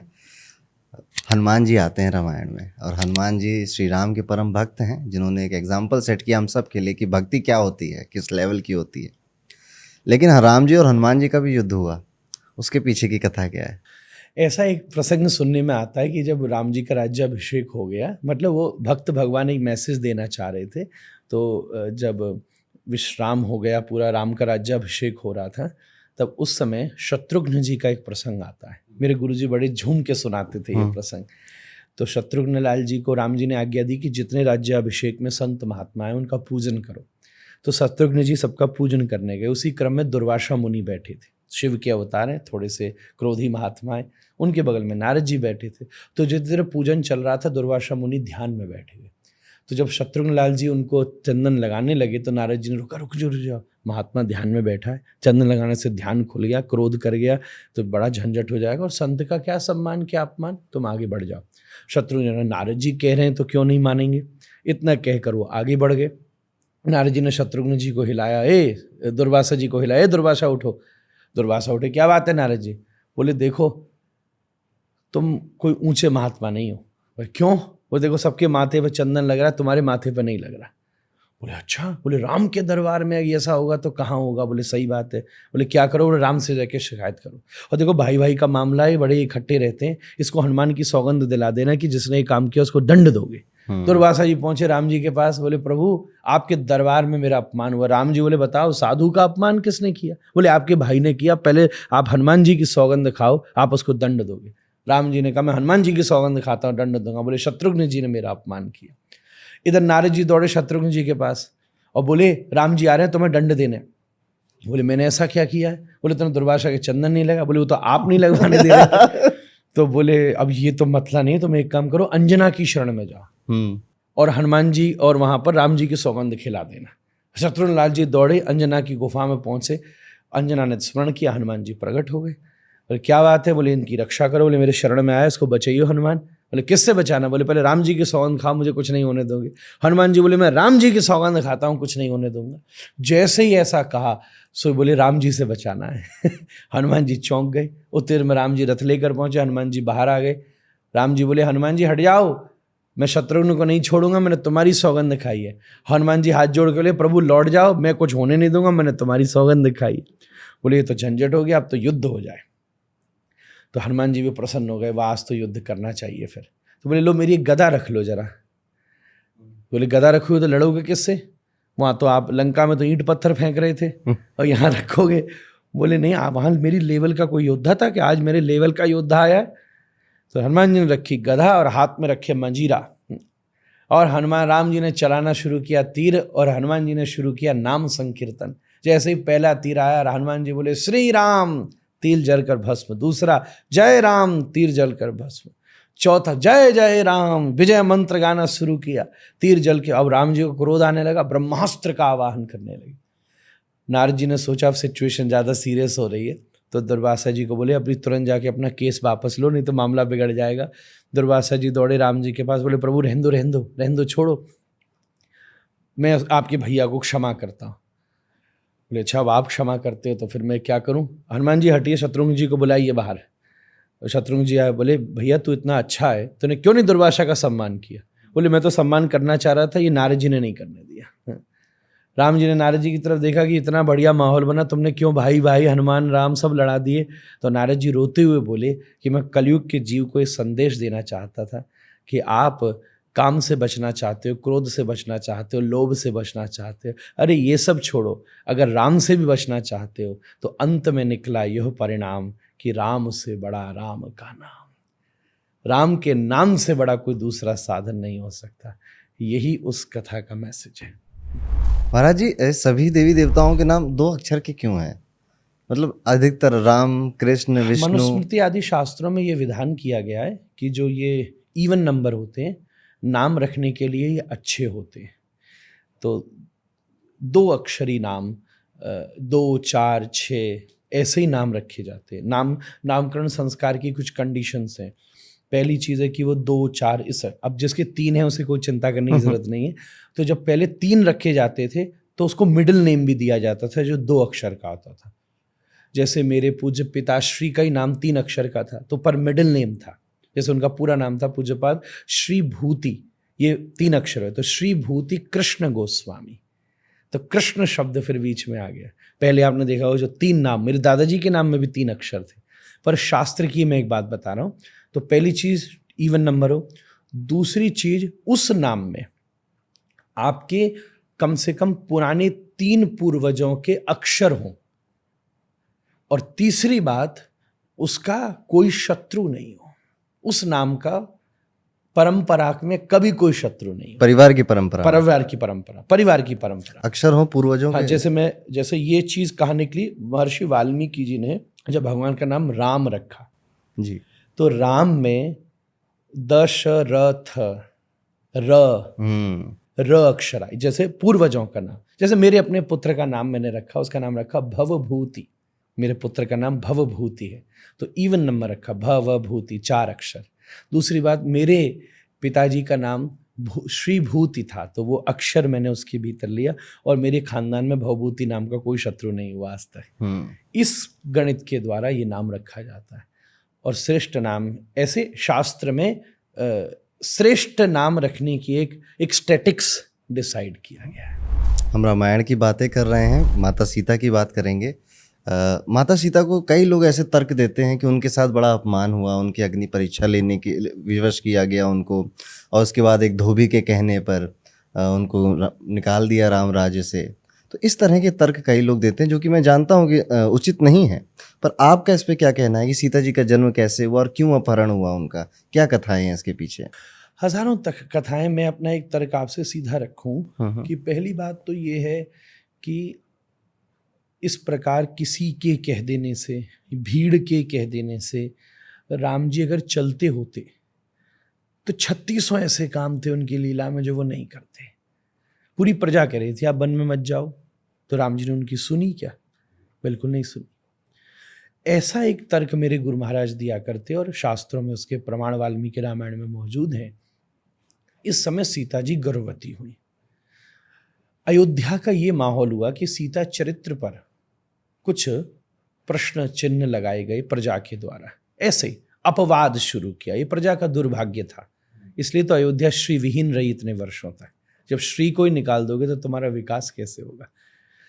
अयोध्या के प्रजा में अपवाद। अब राम जी ने विचार किया कि मेरे यहाँ जो संतान पैदा होती है ना, वो पुत्र नहीं होता, वो इस भावी सूर्य परंपरा की एक वंशज जो प्रजा सेवी के रूप में प्रकट होता है। यहाँ परंपरा की स्थापना है, पुत्र की स्थापना नहीं है। अगर किसी भी समय सीता जी को इस बात का अंदाजा लगा कि उनके प्रजा उनके प्रति क्या विचार करती है, तो उनके मन में प्रजा के प्रति द्वेष पैदा हो जाएगा, और द्वेषपूर्ण युक्त से संतान पैदा होगी तो संतान के विचार पर उसका प्रभाव होगा। और कभी भी भविष्य में वो संतान को ये पता चला कि मैं अब जिनके लिए मर मिट रहा हूँ, जिनके लिए युद्ध कर रहा हूँ, जिनके लिए मैं इस राज्य को चला रहा हूँ, उन्होंने मेरे माँ के चरित्र पर आक्षेप किया था, तो क्या वो बच्चे प्रजा सेवी होंगे कि प्रजा भोगी हो जाएंगे, कि प्रजा को नष्ट कर देंगे? आपको आज पता चले कि किसी व्यक्ति ने मेरी माँ के प्रति कुछ विचार कहा था, हम उसके प्रति सद्भावना नहीं रख सकते, कभी नहीं रख सकते। राम जी का ये विचार सामान्य आदमी डाइजेस्ट ही नहीं कर सकता। बड़ी औकात चाहिए राम को समझने के लिए। नॉर्मल जरा नीचे सोच का आदमी इन सब डिसीजंस को डिसाइड नहीं कर सकता। राम जी को कोई अपनी इमेज की चिंता होती तो अंदर ही निपटा लेते, यहाँ ये चीज़ें नहीं है। राम जी ने विचार किया कैसे इसको मैनेज किया जाए कि सीता जी के मन में प्रजा के प्रति कोई दुष्भावना नहीं आ सके। तब इस बात को घुमाकर महर्षि वाल्मीकि आश्रम में रखा गया। तो महर्षि वाल्मीकि आश्रम में कोई असुविधा। दूसरी बात है, महर्षि वाल्मीकि आश्रम में तो राम जी रह चुके हैं, क्योंकि जब वनवास का काल था तो वाल्मीकि जी ने ही कुटिया बना कर दी थी। सीता जी को वो स्थान इतना भाया कि सीता जी ने स्वयं राम जी से प्रार्थना की कि मैं यहाँ कुछ समय रहना चाहती हूँ। तब आश्रमीय व्यवस्था में जब वो बालकों के 9 महीने बीते, उस वातावरण में, आज तो ये डॉक्टर भी बोलते हैं आपके जो 9 मंथ हैं उस समय आप कितने प्लेजेंट हैं, कितने पीसफुल हैं। हमारे यहाँ अभिमन्यु युद्ध करना सीख लेता है माँ के पेट में, भक्त प्रहलाद भक्ति सीख लेता है माँ के पेट में। फिर उस वातावरण में जन्म हो तब लवकुश जैसे आदर्शवान बालक पैदा हो सकते हैं, जो कि राम की सूर्यवंश की परंपरा, जिसमें ऐसे ऐसे राजा हुए हैं जिसके एक राजा के ऊपर रामायण जैसा ग्रंथ लिखा जा सकता है। क्या खट्वांग के ऊपर नहीं लिख सकते? क्या हरिश्चंद्र के ऊपर नहीं लिख सकते? क्या भगीरथ के ऊपर नहीं लिख सकते? या किसी बच्चे को थोड़ी ना पैदा करना है, ये तो एक सूर्यवंश की भावी परंपरा का एक वंशज स्थापित करना है, जिसके लिए राम को अपनी गृहस्थ जीवन का सेक्रीफाइस करना पड़ा। और सबसे निरीह, एक सबसे हृदय विदीर्ण कर देने वाली घटना तब होती है कि जब राम सिंहासन पर बैठते हैं और लवकुश सीता चरित्र गाते हुए, वाल्मीकि रामायण रामचरित्र नहीं है, वाल्मीकि रामायण सीता चरित्र है। उसमें स्पष्ट लिखा है सीतायास चरितम महत। राम जी ने क्यों कथा रखवाई वहां? क्योंकि उसमें सीता चरित्र का वर्णन था। लव कुश ने अयोध्या में सीता जी की कहानी सुनाई है, वो आकर के वहां विराजे। तो उस समय राम जी ने पूछा, प्रजा बैठी थी, महल का वातावरण था, बच्चों तुम्हारे पिताजी का क्या नाम है? तो लवकुश सोचने लगे, क्या क्या नाम है? उसी समय उन्होंने एक संस्कृत में सूक्ति कही, निर्णक्रोश तनयो। एक बार आश्रम में दोनों बच्चा खेल रहे थे तो माँ जानकी को गुस्सा आया और उन्होंने डांटते हुए कहा, ए निर्णक्रोश तनयो इधर आ, मतलब हे निर्दयी के बच्चों इधर आओ। उस भरी सभा में लवकुश बोले कि हमारे पिताजी का नाम निर्दयी है। राम की आंखों से आंसू बहने लगे, दुनिया में सबसे बड़ा निर्दयी वो मैं ही हो सकता हूं। बहुत बड़ा सेक्रीफाइस लगता है। आज हम लोगों पर शॉपिंग बैग का, खाली का पॉलीथीन का लिफाफा तो छूटता नहीं है। हमने अपने घरों की आधी अलमारियां भर रखी हैं केवल इस प्रोबेबिलिटी से कि कौन सा लगेज बैग कब काम में आ जाए। खाली डालडा के डिब्बे छूटते नहीं हैं। और राम के चरित्र का एनालिसिस करने चले, बहुत बड़ा उसके लिए अनुभव चाहिए, शास्त्रों का गुरु की कृपा चाहिए, तब उनके चरित्र का अनुभव हो सकता है। और कोई कैरेक्टर ऐसा रामायण का जो आपको बड़ा प्रभावित करता हो? उर्मिला, उर्मिला जैसा अद्भुत व्यक्तित्व, वाह। सीताराम के वनवास में तो फिर भी गृहस्थ है। घर किसको कहते हैं? शास्त्र की सूक्ति है, गृहिणी गृहमृत्याशु न गृहम गृहमुच्यते।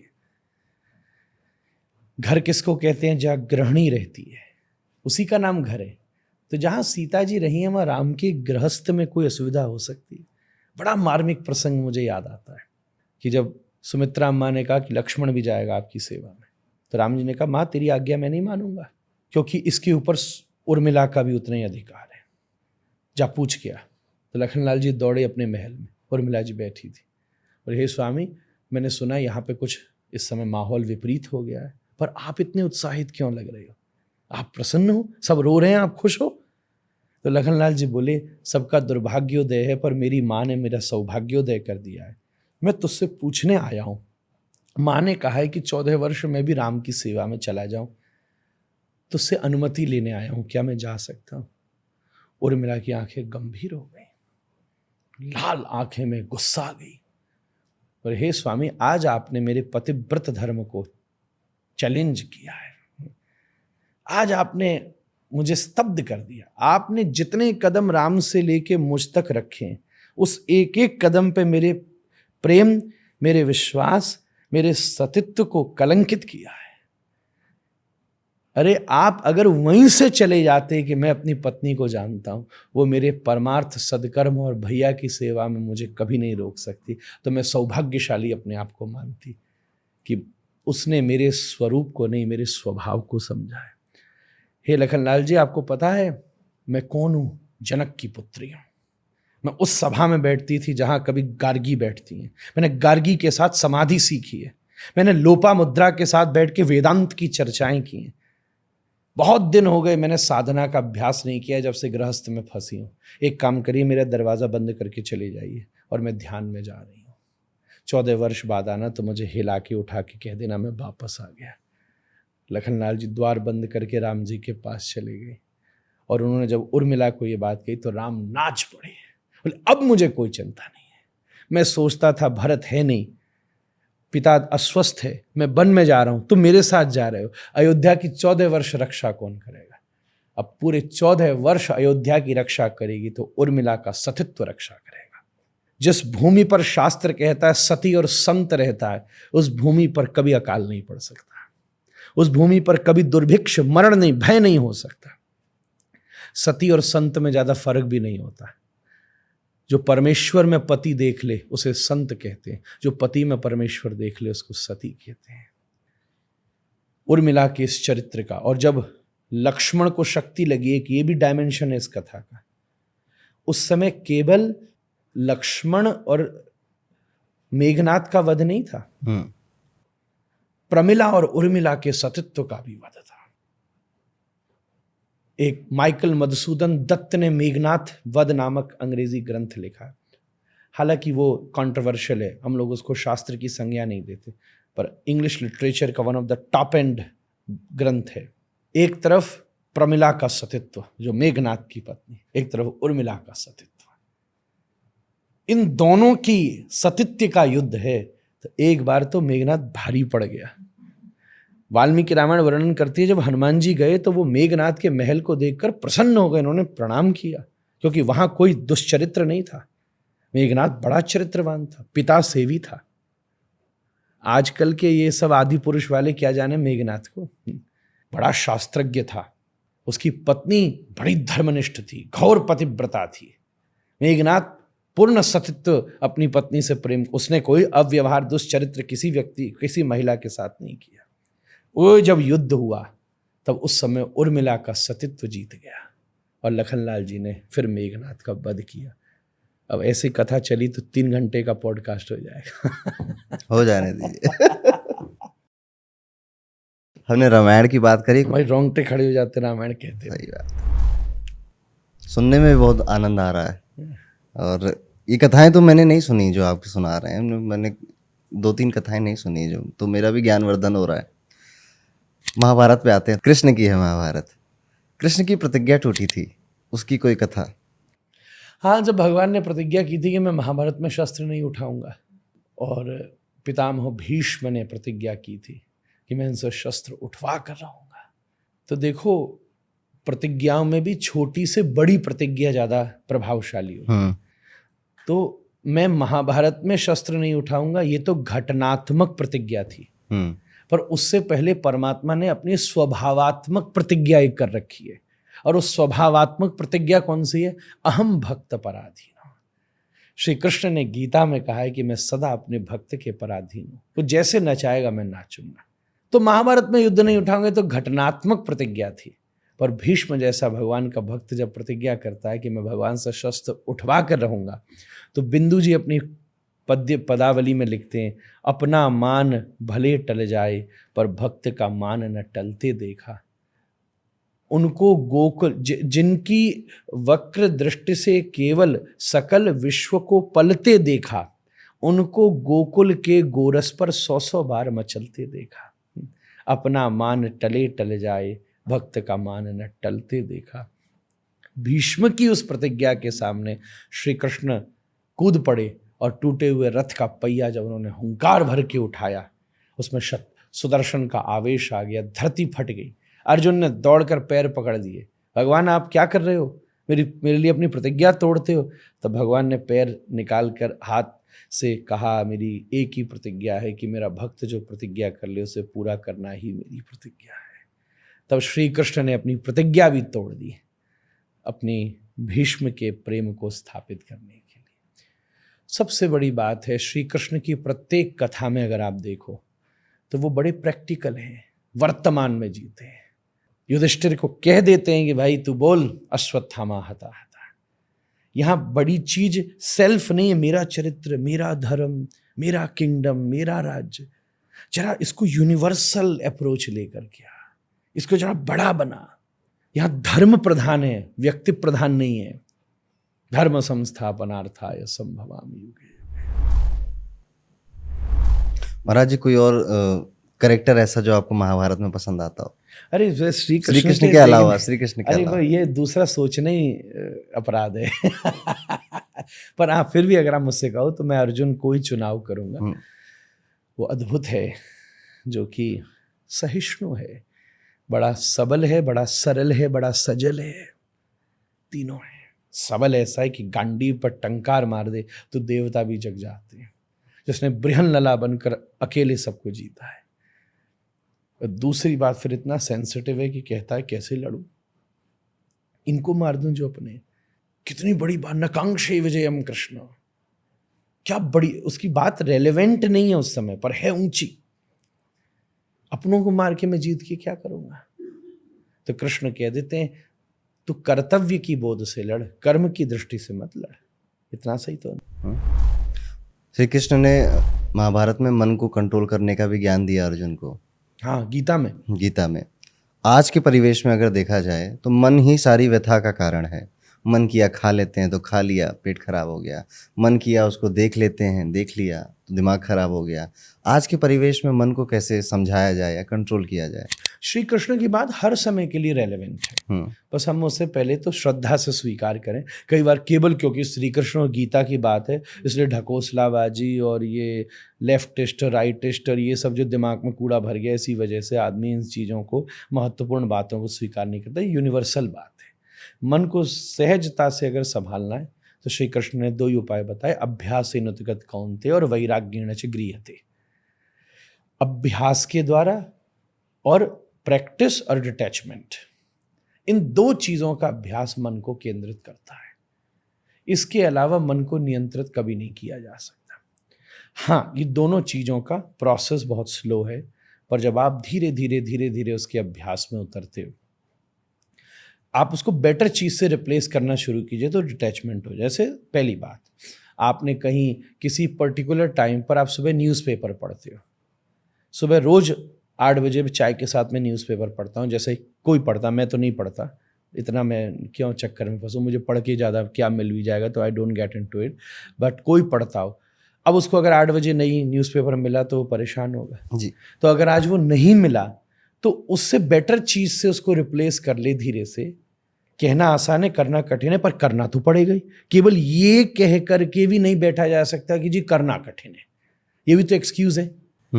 ये भी तो एक्सक्यूज़ है कि जी कहना आसान है, करना कठिन है। तो मैं तो पहले ही कह रहा हूँ कि हाँ करना कठिन है, पर कठिन करना है तो उसके लिए अभ्यास भी उतना ही करना पड़ेगा। आप बेटर चीज़ से उसे रिप्लेस करना शुरू कीजिए तो मन को आनंद आएगा। महाराज जी, जब आप अभ्यास कह रहे हो तो कुछ प्रैक्टिकल बताइए कि जैसे कोई सुन रहा हो तो वो कल से क्या शुरू कर सकता है?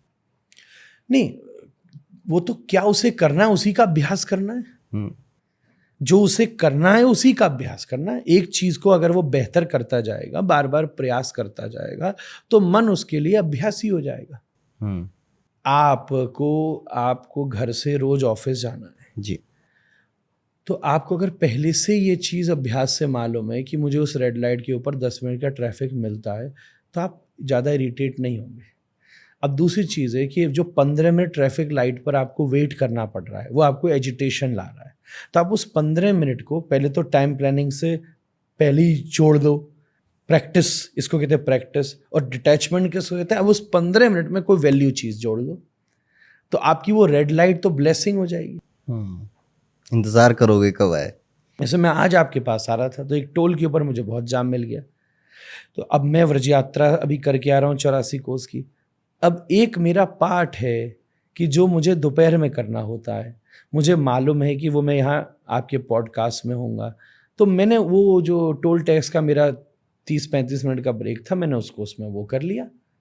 मैं बड़ा प्रसन्न हुई। तो अभी बैठा बैठा मैं सोचता रहता, यार टाइम चला जा रहा, मेरा वो नियम था, रूटीन रह गया। अब मैं बिल्कुल स्वतंत्र आया कि मेरा काम तो हो गया। इस तरीके से जरा अवेयरनेस के साथ मन को कंट्रोल किया जा सकता है। अवेयरनेस आपकी कहाँ है? आपको अभी पता नहीं है कि इस रूम में कई देर से एसी की आवाज आ रही है। अवेयरनेस को ले जाइए तो आएगी। अब 2 क्षण के लिए आप जरा से अपनी अवेयरनेस देखिए, बाहर से भी ना एक अभी गाड़ी जा रही है, आपका कान वो चीज पकड़ रहा है। अपनी अवेयरनेस को आप ट्रेनिंग दे दोगे तो मन आपके धीरे धीरे कंट्रोल में आने लगेगा। अभ्यास का मामला है, थोड़ा समय लगेगा। सब चीज अभ्यास का मामला है। हमें जोमेटो की तरह खाली मत छोड़ो। नहीं, हाँ जोमेटो और खाली मत छोड़ो। हाँ, एक बात और अंतिम एक कहानी याद आ गई मुझे। जी बिल्कुल। खाली मत छोड़ो उसको। मन कहीं बिजी होता है तो परेशान नहीं करता। आप कोई ऑफिस का ज़रूरी काम कर रहे हो तो आज का खाना भी स्किप हो जाए, कोई प्रॉब्लम होगी? और ज़रूरी काम करना हो तो आप मन से भी नहीं खाते हो, फटाफट खाओ यार, मन तो उधर लग रहा है। मन कब परेशान करता है? जब वो खाली होता है। तो एक कहानी मुझे याद आती है, बड़ी प्रसिद्ध है, कई प्रसिद्ध पॉडकास्ट करने वालों ने भी शायद कही होगी, पर मैंने थोड़े दिन पहले मेरी धर्मपत्नी की निमाई पाठशाला चलाती है, उसमें उसने बोली थी तो मैंने सुनी थी कि एक व्यक्ति ने किसी को जिंद बेचा 2000 रुपये में कि इसको जो काम कहोगे ये कर देगा, बस इसको खाली मत छोड़ दें तो तुम्हें खा जाएगा। सेठ जी ने कहा मेरे पास इतने काम है, मेरे तो अमेरिका में फैक्ट्री लगानी है, यूरोप में लगानी है, उन्होंने जिंद खरीद लिया। तो जो काम उन्होंने 80 साल में सोचा था उसने तो 8 हफ्ते में ही करके ख़त्म कर दिया। अब उनको काम ही ना सूझे, वो करें तो करें क्या। अब जिंद बोला काम मत मैं तो मैं खा जाऊंगा। सेठ जी भागे, जिंद पीछे भागा। एक जगह संत जी कथा कर रहे थे, सत्संग चल रहा था, तो सेठ जी संत के चरणों में गिरे, भगवान मुझे बचाओ। तो उन्होंने कहा कोई बड़ी बात नहीं, जिंद से कहो दुनिया का सबसे ऊंचा बांस ढूंढ कर लाए। तो एक बांस ढूंढ के लाया गया और बांस गाड़ दिया, कहा इसको गाड़ो। अब बोले एक काम करो सेठ जी, जिंद को कोई काम याद आए तो काम कराओ, कोई काम याद नहीं है तो सिखाओ इस बांस में ऊपर चढ़ नीचे उतर, ऊपर चढ़ नीचे उतर, ऊपर चढ़ नीचे। खाली छोड़ोगे तो खा जाएगा, मन को खाली छोड़ोगे तो खा जाएगा। इसलिए कहीं काम में लगाओ, और काम नहीं लगता हो तो ये तुम्हारी श्वास ही तुम्हारा बांस है, इसके ऊपर कंसंट्रेशन करो, मेडिटेशन करो। ज़्यादा मन करता है तो हरे कृष्ण कृष्ण कृष्ण हरे हरे, हरे राम राम राम हरे हरे, भगवान का नाम स्मरण करो। तो मन कहीं ना कहीं जिंद को ऊपर नीचे करते रहो, खाली छोड़ोगे तो खा जाएगा। महाराज जी, आपसे बात करके आज के पॉडकास्ट में बहुत अच्छा लगा। मेरी मन की बातें अभी अधूरी हैं, ठीक है, तो मैं आपको ज़रूर दोबारा कष्ट दूंगा बुलाने के लिए, और लेकिन अब पॉडकास्ट का एक समय है तो इसको अंत करना पड़ेगा। आपने बहुत कुछ नया सिखाया, बहुत कुछ अच्छी बातें बोली। मैं जानता हूँ ये पॉडकास्ट शायद बहुतों को नहीं समझ में आएगा, तो 2 बार देख लीजिएगा, 3 बार देख लीजिएगा। ये बातें अनमोल हैं, शायद आपके बहुत काम आने वाली हैं। तो महाराज जी, हमारे पॉडकास्ट में आने के लिए बहुत बहुत धन्यवाद आपका। बहुत आपको, मुझे बड़ा सुख मिला अरुण भैया। एक बड़ी बात मैं ये कहूँगा, पॉडकास्ट मेरे को इन दिनों फेमस हो गए तो कई कई जगह से न्योता आता है, हमारे बच्चे लोग भी हमें ले जाते हैं, बालक जो मेरे साथ मेरी टीम है वैष्णवों की। पर बहुत जगह मुझे थोड़ा सा करने वालों के भी इंटेलेक्चुअल स्तर पर ना बड़ी कमी मिलती है।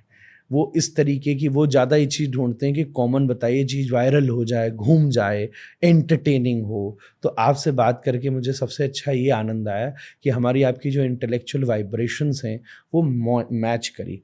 हो सकता है ज़्यादा लोग न समझें तो मैं भी कहूँगा 2-4 बार सुन लीजिएगा। वैसे भी सुनार की दुकान पर कुछ ही लोग आते हैं, सब्जी मंडी में बहुत भीड़ लगती है, इसलिए अंत भी आपने गजब किया।